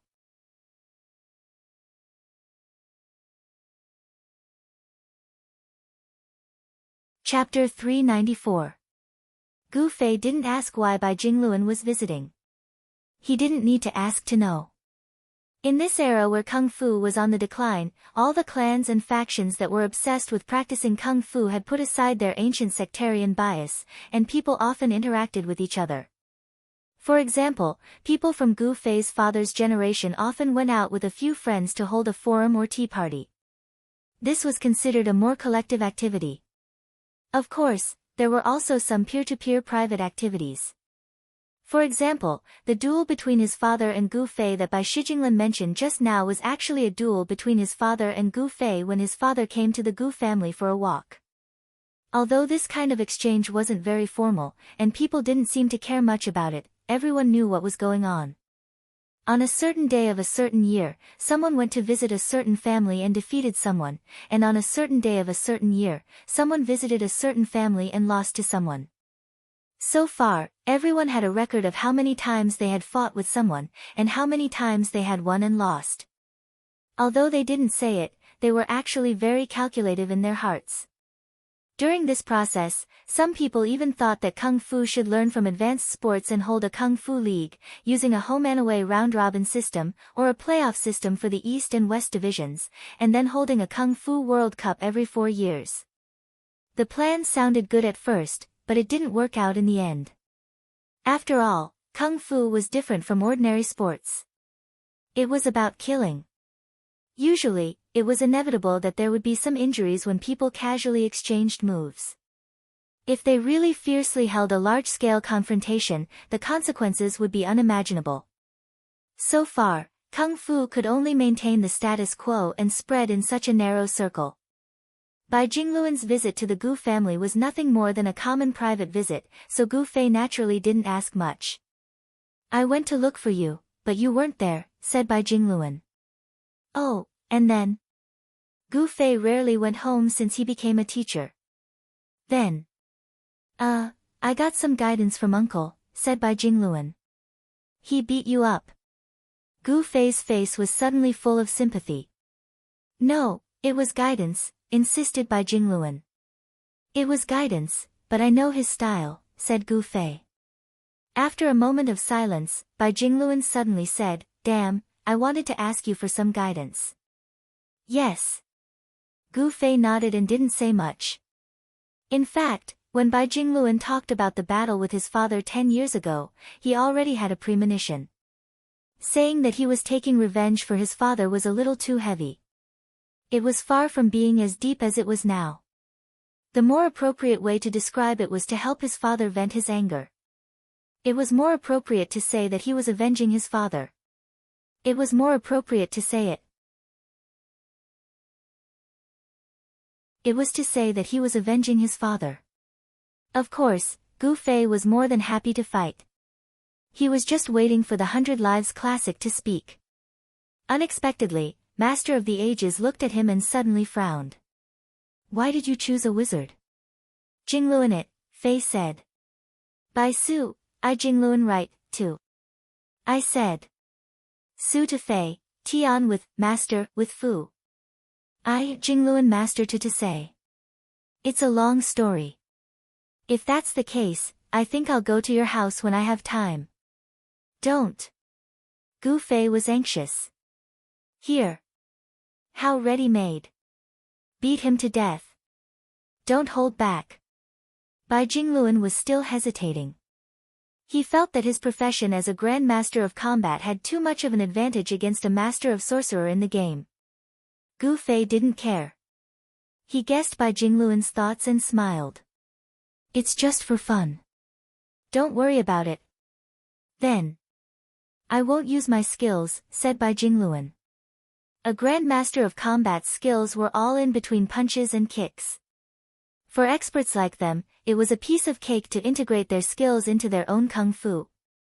For example, the emergence of the Cloud Dragon that Centurion Grandmaster used to flip the waist dance could have easily incorporated the Grandmaster of Combat's wrestling technique, hugging throw. Centurion Grandmaster was just being merciful. Seeing that Gu Fei was a master of combat and was at a disadvantage in terms of profession, he decided not to use his skills in the game. Oh, then I won't use my spells either. Gu Fei nodded. Every move of a Grandmaster of Combat's skills could be used in martial arts. How could a Master of Sorcerer's spells do the same? Hearing Gu Fei's words, the encyclopedic statesman didn't agree with it. Empty-handed, right? Gu Fei asked as he put his sword back into his pocket. What empty-handed? A Grandmaster of Combat's weapon is a glove, slender waist dance shouted. That's right, but I'm indeed empty-handed. Bai Jingluan spread his hands to show everyone. Indeed, he didn't wear any equipment in the game like a normal Grandmaster of Combat. You can use weapons. Bai Jingluan felt that he had a huge advantage in his profession. If he didn't give Gu Fei some benefits, the game would be a little boring. There's no need for that. Let's spar with weapons later. Gu Fei answered. With that, Bai Jingluan didn't have anything else to say. The brothers behind him tactfully retreated a distance to make space for the two of them. On Gu Fei's side, there were only Slender Waist Dance, Vast Mang, and Sword of No Oath. All three of them looked worried. They were just normal players. From a player's perspective, they felt that Gu Fei's most powerful skill was his spell damage that could kill instantly. However, he actually gave up on this powerful attack power to fight with a Grandmaster of Combat. They couldn't be blamed for not having confidence in Gu Fei. It was because outsiders didn't understand and were bound to be anxious. On the other hand, the 100 battle mercenary group's faces were full of confidence. They admired Bai Jingluan's martial arts very much. Although the opponent had some skills, they felt that Bai Jingluan would definitely win since he was a master of sorcerer. There was also a third party. Ko didn't seem to care about the two who were about to fight. Instead, she looked at Water Depth. Why do I feel that you're the most excited when they're about to fight? I just hope that he'll be beaten to a pulp by Bai Jingluan, said Water Depth. No one announced the start of the fight. The two suddenly took a few steps forward and instantly met in the center. Gu Fei made the first move. He lifted his leg and kicked at Bai Jingluan's chest. Bai Jingluan didn't dodge either. Instead, he formed a claw with his hand and grabbed Gu Fei's ankle. However, Gu Fei's right leg, which he had just kicked out, had already been retracted, and his left leg was the one that bounced up. 100 Era's strategist hurriedly switched hands, but he missed again. Gu Fei retracted his leg before Bai Jingluan's hand arrived. Bai Jingluan swept his right leg again, and Bai Jingluan still reached out to grab it. In the blink of an eye, Gu Fei kicked 7 times in a row. The encyclopedic strategist also changed his hand shape 7 times, but before he could touch Gu Fei's ankle, he had already retracted his leg and struck out again. He attacked 7 different positions 7 times. Everyone was stunned by what they saw. For outsiders, they could only see the shadows of Gu Fei's legs in that short moment. They didn't even know if his feet touched the ground. It looked like he had kicked 7 times in the air. How is that possible? How can he attack so quickly with his agility? Thin Waist Dance was surprised. Sword Without Oath and Vast Mang naturally didn't understand either. Even the people from the 100 battle mercenary group could only understand a small portion of the higher level. It wasn't the speed that was fast, but the rhythm. Ordinary people didn't know the meaning behind it, so they naturally thought that it was because of the speed. Although Bai Jingluan had blocked all 7 of Gu Fei's kicks, it was becoming more and more difficult for him to attack. By the time the 7th kick landed, Bai Jingluan's hand was already in time. If there was another kick, it would be impossible for him to receive it. Bai Jingluan's reaction was also extremely fast. He immediately gave up on a head-on confrontation and quickly took a step back. However, the 8th kick did not come out. It turned out to be a false alarm. Bai Jingluan let out a long breath. This round of confrontation was a test for both sides. They were testing the depth of each other's strength, and more importantly, they were evaluating each other's true strength. After all, sparring in the game was just sparring. The limitations of the data in the game made it impossible for people like them to perfectly display their strength. Moreover, the two of them had different professions, and adding points to them would create a gap.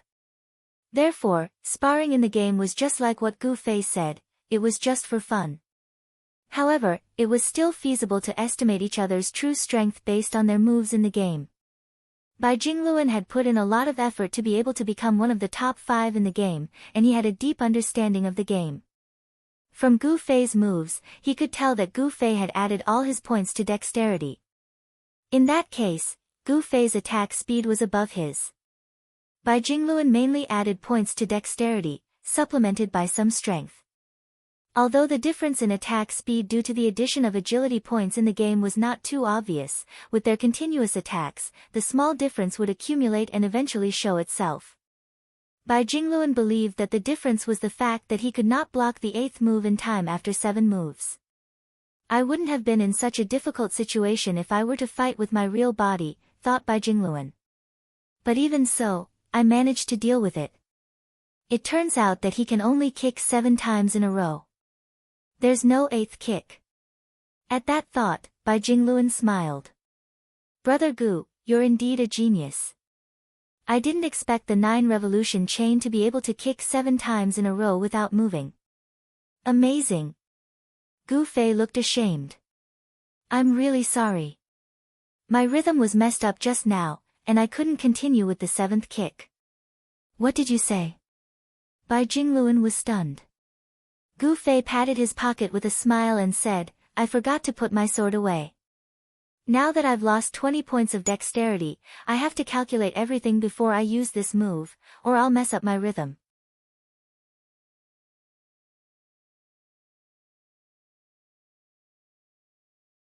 Chapter 395. Gu Fei's words were especially horrifying to encyclopedic statecraft. Gu Fei could actually adjust the effects of 20 points of dexterity. This kind of body control and reflexes had to be extremely abnormal. If he could really do what he said, then it would not be an exaggeration to call this guy a rare genius that only appeared once in a century. Talent, this was the so-called talent. Although there were a series of famous epigrams such as, hard work makes up for one's lack of talent, and, clumsy birds fly early, which told people that they could also succeed without talent. These words were indeed true, but success did not mean that one could surpass talented geniuses. People who thought that they would have such achievements were just wishful thinking that those who had talent would never work hard, as if they were standing at the forefront waiting for others to catch up. This kind of thinking was obviously unreliable. Everyone could do it with hard work, but not everyone could have talent. Bai Xing thought about this and fell into memories for a while. 10 years ago, his father visited the Gu family and actually lost to the 15-year-old Gu Fei. Moreover, he lost completely, without any dispute, and there was nothing that could be said about it. And his father did not hold a grudge for losing to a young opponent at all. However, from then on, he would mention this Gu Fei from the Gu family from time to time, praising him profusely. Look at that Gu Fei from the Gu family. From then on, this became the most commonly used sentence pattern when he taught Bai Sheng. Every detail of Kung Fu, Gu Fei became the role model of Bai Sheng. Like a ghost, he was always attached to his father, looking down at him from a bird's-eye view. His father hoped that Gu Fei would be his son's role model, but there was clearly a problem with his way of education. Not only did Gu Fei not become the role model of Bai Sheng, but his father's mood would become bad whenever he heard this name, and he would be very depressed.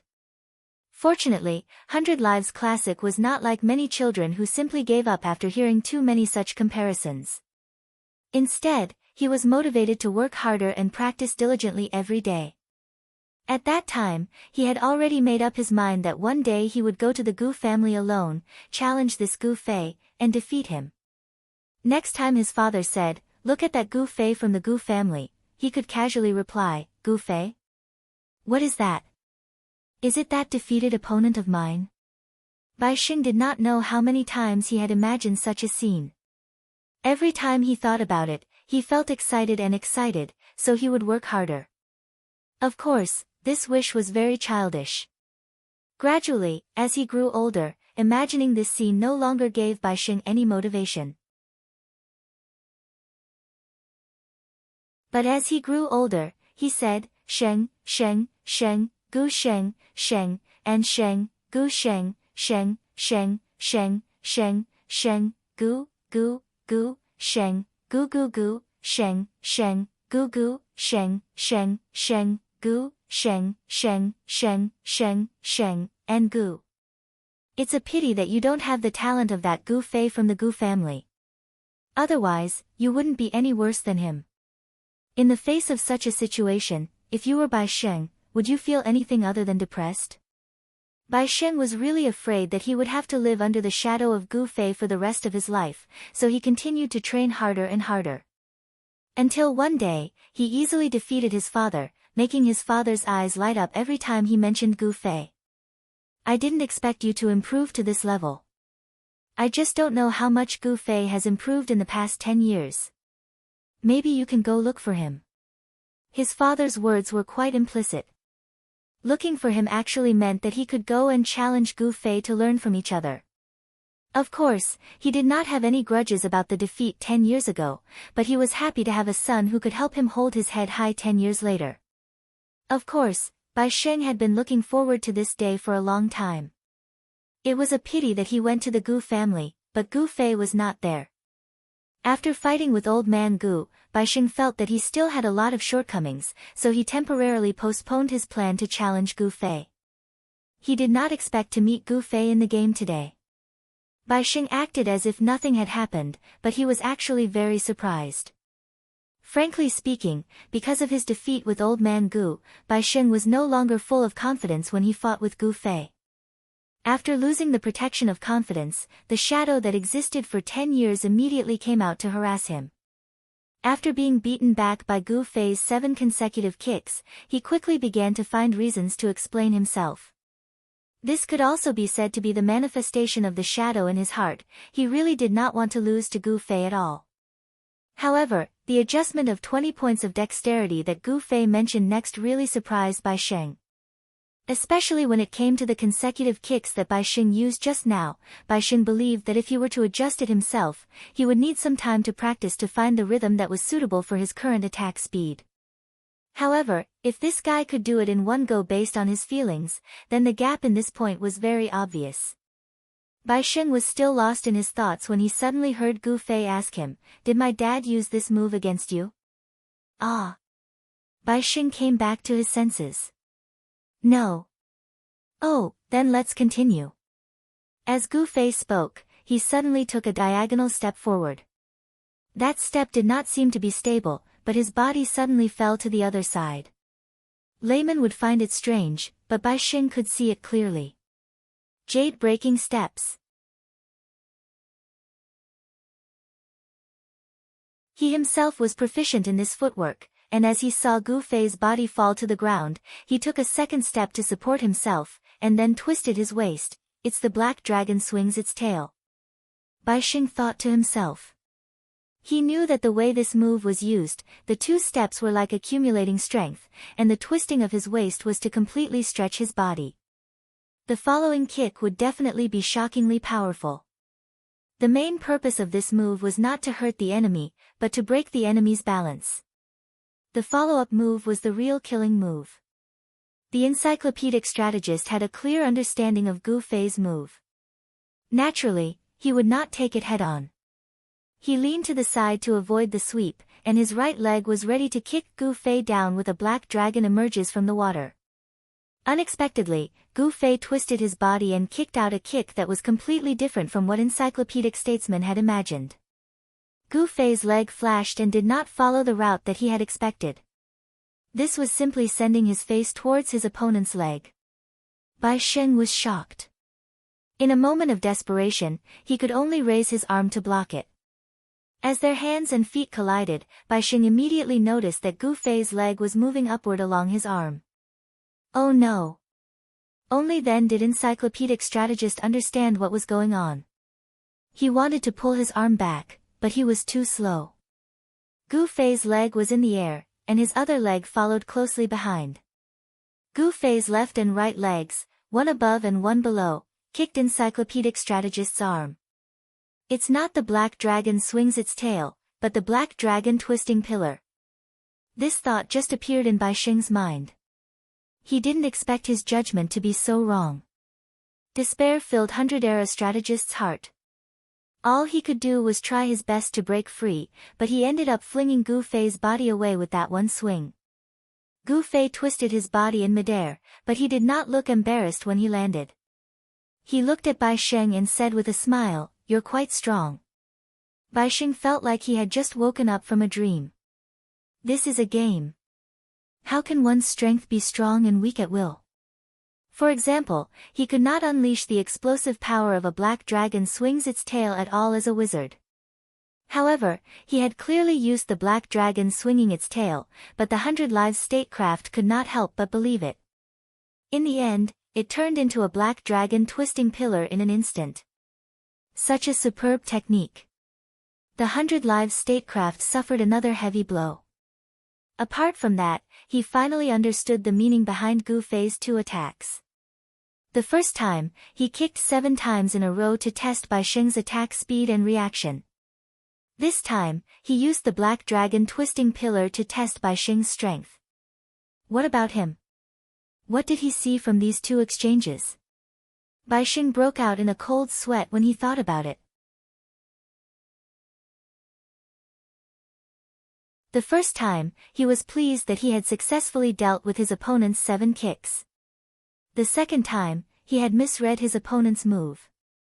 I can't let him take the initiative anymore. Since Bai Sheng had fought with Old Man Gu before, he naturally thought that Gu Fei and his father would be very similar, but he found out that he was very wrong. Old Man Gu was over 150 years old, but he still walked the path of strength and fierceness. The moves he used were all simple and explosive moves with strong offensive power. On the other hand, Gu Fei's moves were more skillful and deceptive. For example, the Black Dragon's Tail Whip and the Black Dragon's Twisting Pillar were moves from the Black Dragon Fist. The Black Dragon Fist belonged to the Dragon Fist, and the Gu family was most proficient in the Dragon Fist. Since young, 100 Lives Classic had specialized in the various fist techniques of the Dragon Fist. In the end, Gu Fei's moves were able to deceive him. If he had not experienced it himself, 100 Lives Classic would never have believed it. Bai Sheng admitted that Gu Fei's feints and tricks were very beautiful, but because of that, he thought that he had found Gu Fei's weakness. He thought that Gu Fei's moves were flashy but impractical. For example, if he could hit his opponent with 7 consecutive kicks in the first time, why would he need to kick 7 times in a row? The way he kicked was indeed dazzling, but the problem was that he only touched the ground for a moment. Could he still maintain the power of his continuous kicks? This guy had probably been praised too much and won too many battles.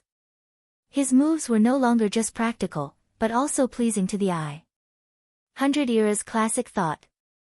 It was this guy who made the first move just now and put him in a passive position. If he had taken the initiative, would he still be able to deal with him with these feints? It seems that people who are called geniuses are more or less a little problematic. They are not as down-to-earth as ordinary people like us. 100 Era's Classic calculated in his heart, but his confidence had already been rebuilt. He looked at Gu Fei and suddenly smiled. You were the one who made the first move just now. Let me do it this time. Sure. Gu Fei gladly accepted.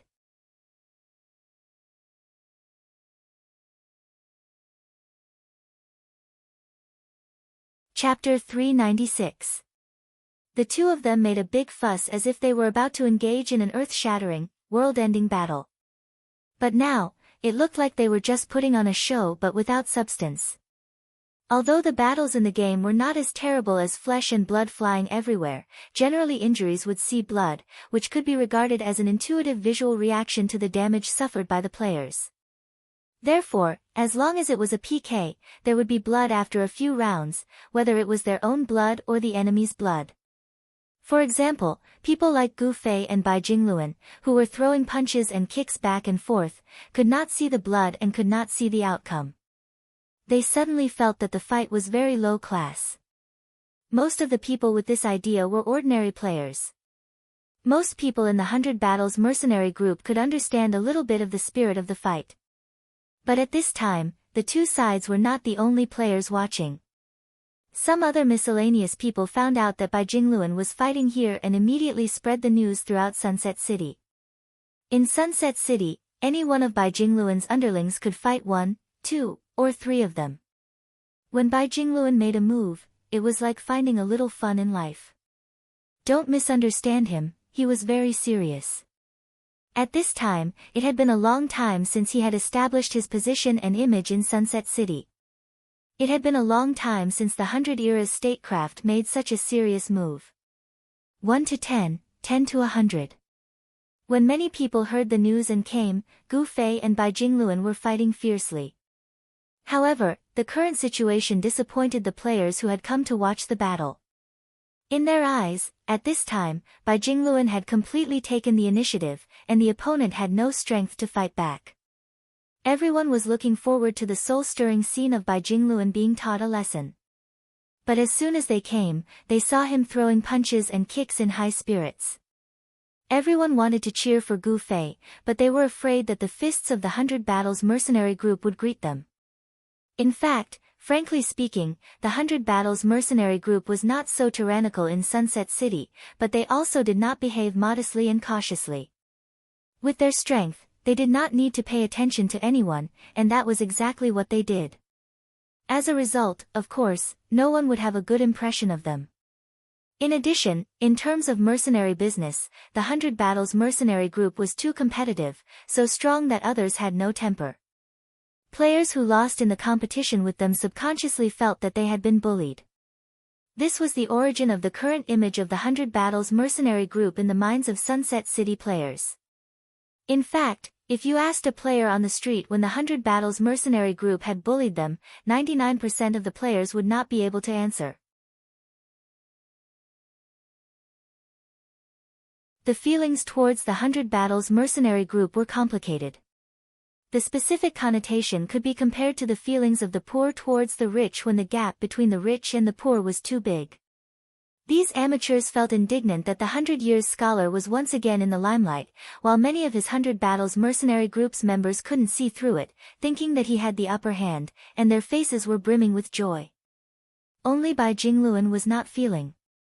As he walked, Gu Fei did not retaliate at all. He only paced back and forth. Even encyclopedic strategists could tell that Gu Fei had at least 4 perfect opportunities to counterattack. He had even strengthened his defense to prevent Gu Fei from taking advantage of his weakness. In the end, Gu Fei did not seem to have any intention of winning. He just walked back and forth. It was just a simple step, but Bai Jingluan was not angry.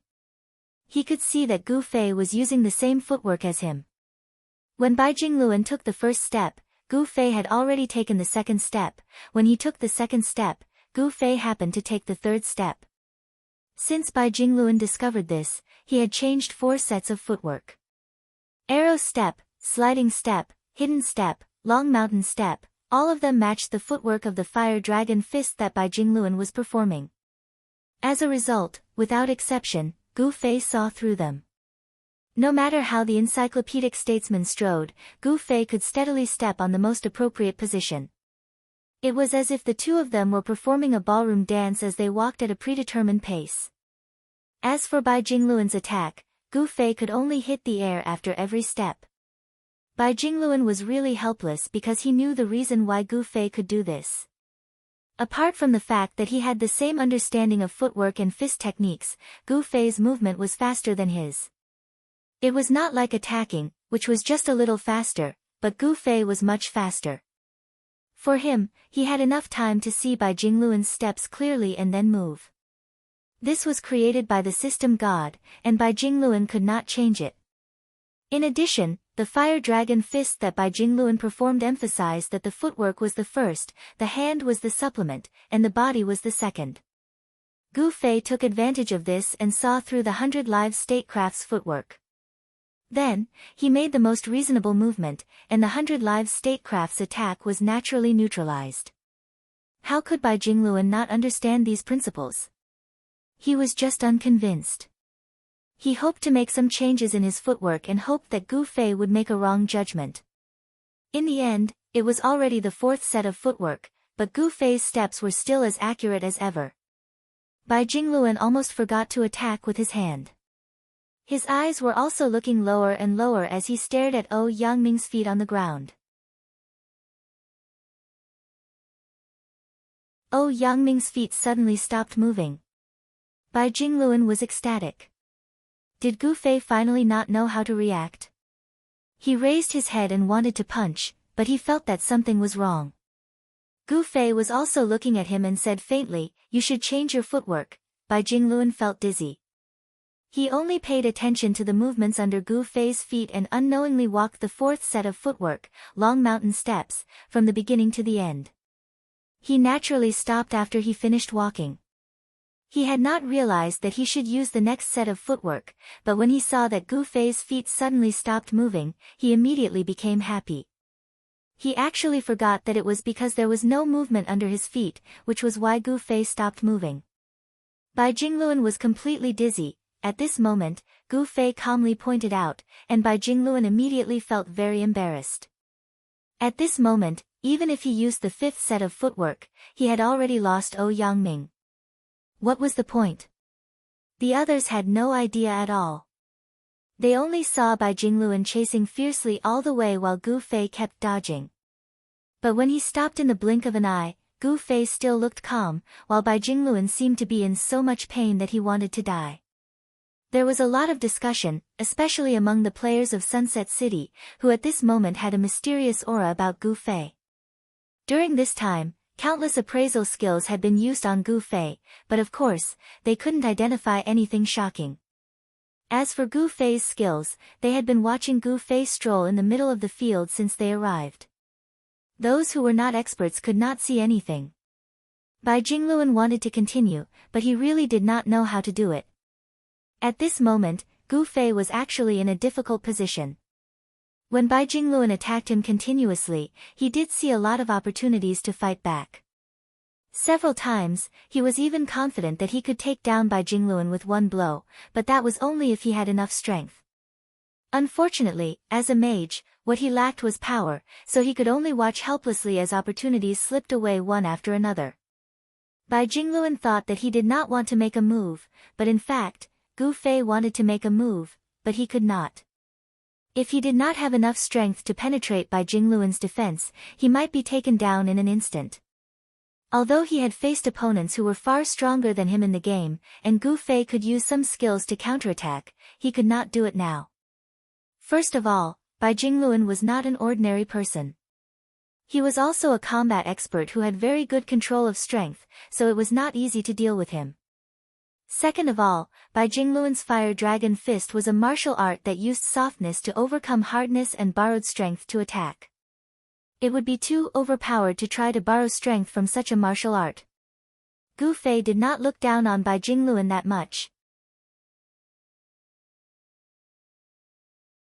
From the moment Bai Jingluan chose Fire Dragon Fist to deal with him, Gu Fei knew that Bai Jingluan had expected that Gu Fei did not have enough strength and could only win through tricks. Therefore, he simply chose this quick and flexible fist technique. If Bai Jingluan kept using this kind of fist technique against Gu Fei really could not think of a way out as long as he did not make a mistake. However, if he were to give Gu Fei a chance to make a fuss, Bai Jingluan probably would not be so stupid. Gu Fei suddenly realized that there were quite a lot of limitations when he wanted to spar with a real martial artist in the game. The two stood there in silence for a while. The audience was a little impatient since they did not see any blood. Normal people did not dare to make a sound, but why would Slender Dance care about that? He immediately yelled at Gu Fei, "Stop dilly-dallying. Quickly kill him. You should go offline." Gu Fei had not even said anything when she shouted. Bai Jingluan suddenly reacted. He looked at the time and immediately started jumping. It's already so late, why is there no reaction? Many people in 100 Battle Mercenary Group immediately panicked. Let's stop here for today. I'll find you again if there's a chance. After Bai Jingluan hurriedly called out to Gu Fei, he had already led his large group of mercenaries towards the direction of the safe zone. What's going on? Gu Fei was still at a loss when he received a friend request from Bai Jingluan. After choosing to accept, he sent a message. What's wrong? Night class. Night class. Bai Jingluan replied. Gu Fei immediately understood. Morning class and night class were the two main periods of time for martial artists to practice. Since they needed to sleep at night and work during the day, they could basically squeeze out these few hours. Life in the modern world was very stressful. Practicing martial arts could not be used to make a living. It was a waste of time and effort. It was no wonder that even the descendants of martial arts families did not like it. Gu Fei thought and sighed. He did not have the habit of having morning and night classes at home, but after he started working as a teacher, he started to have this kind of schedule. Recently, with the Reigning the World quest, Gu Fei's night classes were somewhat neglected, and he would hastily finish them every day. Fortunately, today's quest was successfully completed. Looks like I should have a good night class too. Gu Fei thought.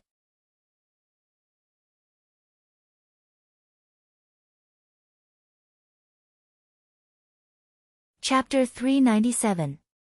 No one would have thought that a PK that caused so much commotion would end like this. Both sides of the PK didn't draw their weapons, no blood was seen, and in the middle of the fight, one of them suddenly had something to do and left. Even the legendary, "Stop when the fight is over," wasn't this excessive. Bai Shijing and the others left very quickly, and the rest of the people could only cast their dissatisfied eyes on Gu Fei. Gu Fei didn't pay attention and turned back to his small group. Slender Waist Dance couldn't help but have a look of disdain. She was used to big scenes, so she didn't even want to say that she and Gu Fei knew each other. Unsworn Sword was a bit better. He kept saying, you've worked hard, but in his heart, he was also muttering.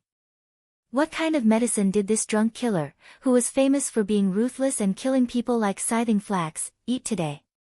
He actually dilly-dallied with someone for so long. He didn't fight much, but he spoke a lot. This wasn't drunk killer's usual style. Gu Fei and Bai Shijing were both muttering. Their kung fu family's trivial matters didn't need to be shouted, so the onlookers didn't hear what they were talking about. They just felt that it was very embarrassing to watch such a PK. Leader Unsworn, the mission is over, I'll be going first. Gu Fei said to Unsworn Sword. Huh, didn't you say you were going to wash your PK points? Slender Waist Dance was surprised. Just now, when she sent those people away, she and Gu Fei agreed to wash their PK points together, but in the blink of an eye, he changed his mind. I just remembered something. Gu Fei said, let's go. Take care, take care. Unsworn Sword quickly responded. When Gu Fei walked a few steps, he suddenly remembered something and hurriedly shouted, do you want to wait for you to go back to Cloud City together, Brother Qianli? No need, you guys go first. Gu Fei said. Now that the quest was over, of course, there was no need for everyone to agree on a time. Gu Fei estimated that these all-nighters would probably rush back to Cloud City to show off their level 6 guild. After greeting Unsworn Sword, Gu Fei turned around and saw Shin Shui and Ku still standing at the foot of the wall. Their expressions were the same as the surrounding audience, and they also felt that this battle was not very satisfying. What are you waiting for? Be careful, that Slender Waist Dancer will come and stab you. Gu Fei walked over and said to Deepwater. TSK, I'm afraid of her. Depth of Water expressed his disdain. The scariest thing about thieves was their ability to go into stealth. However, Water Depth, who had the ability to counter stealth, had always looked down on thieves, even if it was the Thin Waist Dance. Are you two very close? Ko looked at Water Depth, then looked at Gu Fei. She was not used to someone who had just killed countless of their brothers, but in the blink of an eye, came over and chatted with them as if nothing had happened. Hee, not close. I've just slashed him before. Gu Fei finished speaking and left. Deepwater was so angry that he gritted his teeth and said to Ku, look, you get stained by the company you keep. People who hang out with that idiot for a long time are all so annoying. Is Sword Demon also annoying? Ku said. That's why I've always said that Sword Demon is a talent. Water Depth said. Thank you, Suddenly, someone behind him replied. Deepwater hurriedly turned around and saw Sword Demon, Han family young master, and a few others from Child Elite Group, as well as Drifting, a total of 7 people walking out from a street. It wasn't just them, all the players in Cloud City had already rushed over from various streets. It couldn't be helped, they weren't familiar with the road. Ku is here too. Han family young master first greeted Ku, then happily said to Water Depth, I thought you suffered a double loss. Not bad, you managed to keep an eye on your wife. Water Depth could only grit his teeth in depression. On the other side, Sword Demon looked at the crowd that had already dispersed, but he didn't see Gu Fei's figure. When did the battle end? He asked Water Depth. Just now. Water Depth said. So you're saying that Aeon Strategist is already dead? These people were still very confident in Gu Fei. No. Water Depth said. What? Everyone was shocked. If Aeon Strategist wasn't dead, then the one who died was, of course, Gu Fei. No one died. Halfway through the battle, Aeon Strategist had something to do, so he left first. Water Depth announced regretfully. Didn't he get insta-killed by Qianli in 2 or 3 moves? These people had seen many of Gu Fei's battles. Basically, once he made a move, it would be insta-kill. He never had any suspense, unless he was out of mana. Hearing Water Depth use the adjective, halfway through the battle, could it be that Aeon Strategist and Gu Fei had been entangled for a long time? They fought for a long time, and both of them were empty-handed. Water Depth said. What's going on? Everyone was puzzled. Sparring between people of the same profession? Yutian Shinming's guess was still relatively close to the truth. Then all the more they shouldn't go easy on him. Everyone said. They weren't people of the same profession, so of course they wouldn't understand that the environment of the game was actually not a suitable stage for Gu Fei and the others to spar. They could only try their best to be fair, and Gu Fei's mana damage itself was an extremely unbalanced existence, so of course he wouldn't use it. Maybe it's because Qianli's PK value just happened to reach 29. They had always considered the problem from the perspective of the game, so brother, you made this guess. Everyone nodded.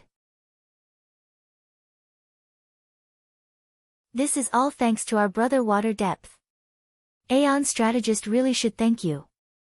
Where's Aeon Strategist?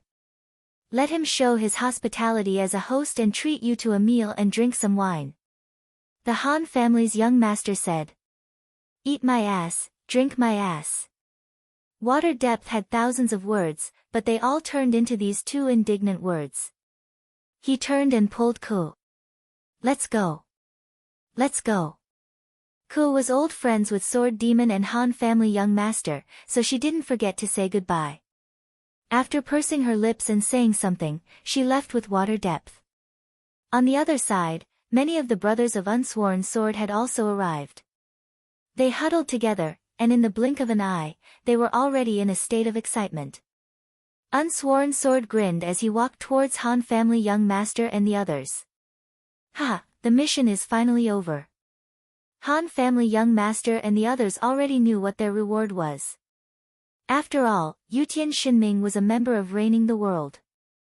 The reward for leveling up the guild could be said to be very generous, but for ordinary guild members, they didn't feel any personal benefits at all.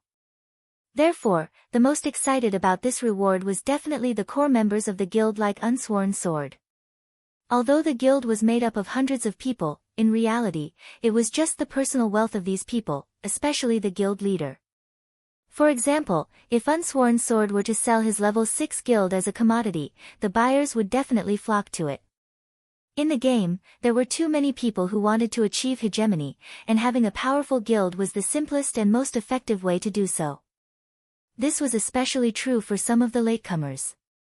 Guild building was the accumulation of hundreds of players over a long period of time, and there was no quick way to achieve it. Therefore, if there was such a trade, they definitely wouldn't miss it. On the trading forums of the parallel world, there were already messages asking to purchase guilds in many main cities. Currently, it was said that there had already been deals, and the price was extremely high. A small level 2 guild could already sell an exquisite piece of equipment, and the price of a level 3 or 4 guild skyrocketed. As for level 5 guilds, there were at most 2 or 3 in each city, and they were priceless. It was said that there were already professional players trying to make money in this way. Those who had the financial resources to create their own guilds and organize people to complete guild quests day and night. Those who did not have the financial resources to do so would run around the major guilds or the guild construction teams of other professional capitalist players, acting as a professional construction team for the guild. A new group was born just like that. Of course, Unsworn Sword didn't have the intention to sell his guild, but just thinking about it made him feel great. No wonder he was grinning from ear to ear. Everyone, since the quest is over, don't be in a hurry to go back. Let's all go to the tavern later. Brother, I'll treat you guys. Today, let's not go offline until we're drunk. Unsworn Sword said loudly. Very few people would refuse this kind of invitation. Amidst the laughter, the players in Cloud City began to ask around for directions to the tavern. When Unsworn Sword saw Gu Xiaoshang, he immediately abandoned these experts and walked towards Gu Xiaoshang with a shake of his head. After Gu Fei went offline, he gave a call to his family. After exchanging a few words with his father, he asked about the Gu family's situation. What Gu Fei found strange was that Bai Jingluan was in a hurry to go offline for his evening class, but he didn't expect that a large portion of his 100 Battles mercenary group would also run away with him. When he fought with the people who blocked his way, Gu Fei vaguely felt that they should have received proper martial arts training. The Gu family actually accepted so many disciples. This made Gu Fei very surprised. If it was so easy to find so many disciples, how could martial arts have declined so much? So as soon as he went offline, Gu Fei gave his family a call and asked his father about the Gu family. They can't be considered disciples of the Gu family. Old man Gu sighed. Then? The Gu family is working with a bodyguard school over there. They are responsible for teaching close combat skills. Old man Gu explained. I think they received quite proper training. Gu Fei said. Of course. Do you think the Gu family has an undeserved reputation? Don't look down on them just because their father lost to you, and now their son lost to your father. Your thinking is no different from bullying the weak. What's wrong with you? Is it because I haven't taught you a lesson in a long time? Get your ass back here this weekend. That's not what I mean. Gu Fei hurriedly interrupted. What I mean is, he's not just casually giving them 1 or 2 pointers. He's training them in a very proper manner. How can we guarantee the morals of such disciples? Old man Gu sighed. There's no guarantee, then this. Gu Fei didn't know what to say. The rules of selecting disciples were not set by any sect. This was a rule that all kung fu practitioners should abide by since it was passed down to this day. It represented the responsibility and obligation to maintain social stability and harmony in practicing martial arts. Old man Gu still sighed deeply. These kinds of things have been happening more and more in recent years. There's no other way, everyone has to eat. You're tuning in to the Blissful Bookshelf YouTube channel. We're so grateful for your support, and don't forget to subscribe to join us on this incredible journey through captivating stories. Your generosity through donations truly makes a world of difference, as it's the primary source of revenue that allows me to expand and enhance this channel for you. Thank you from the bottom of my heart for being a part of this adventure.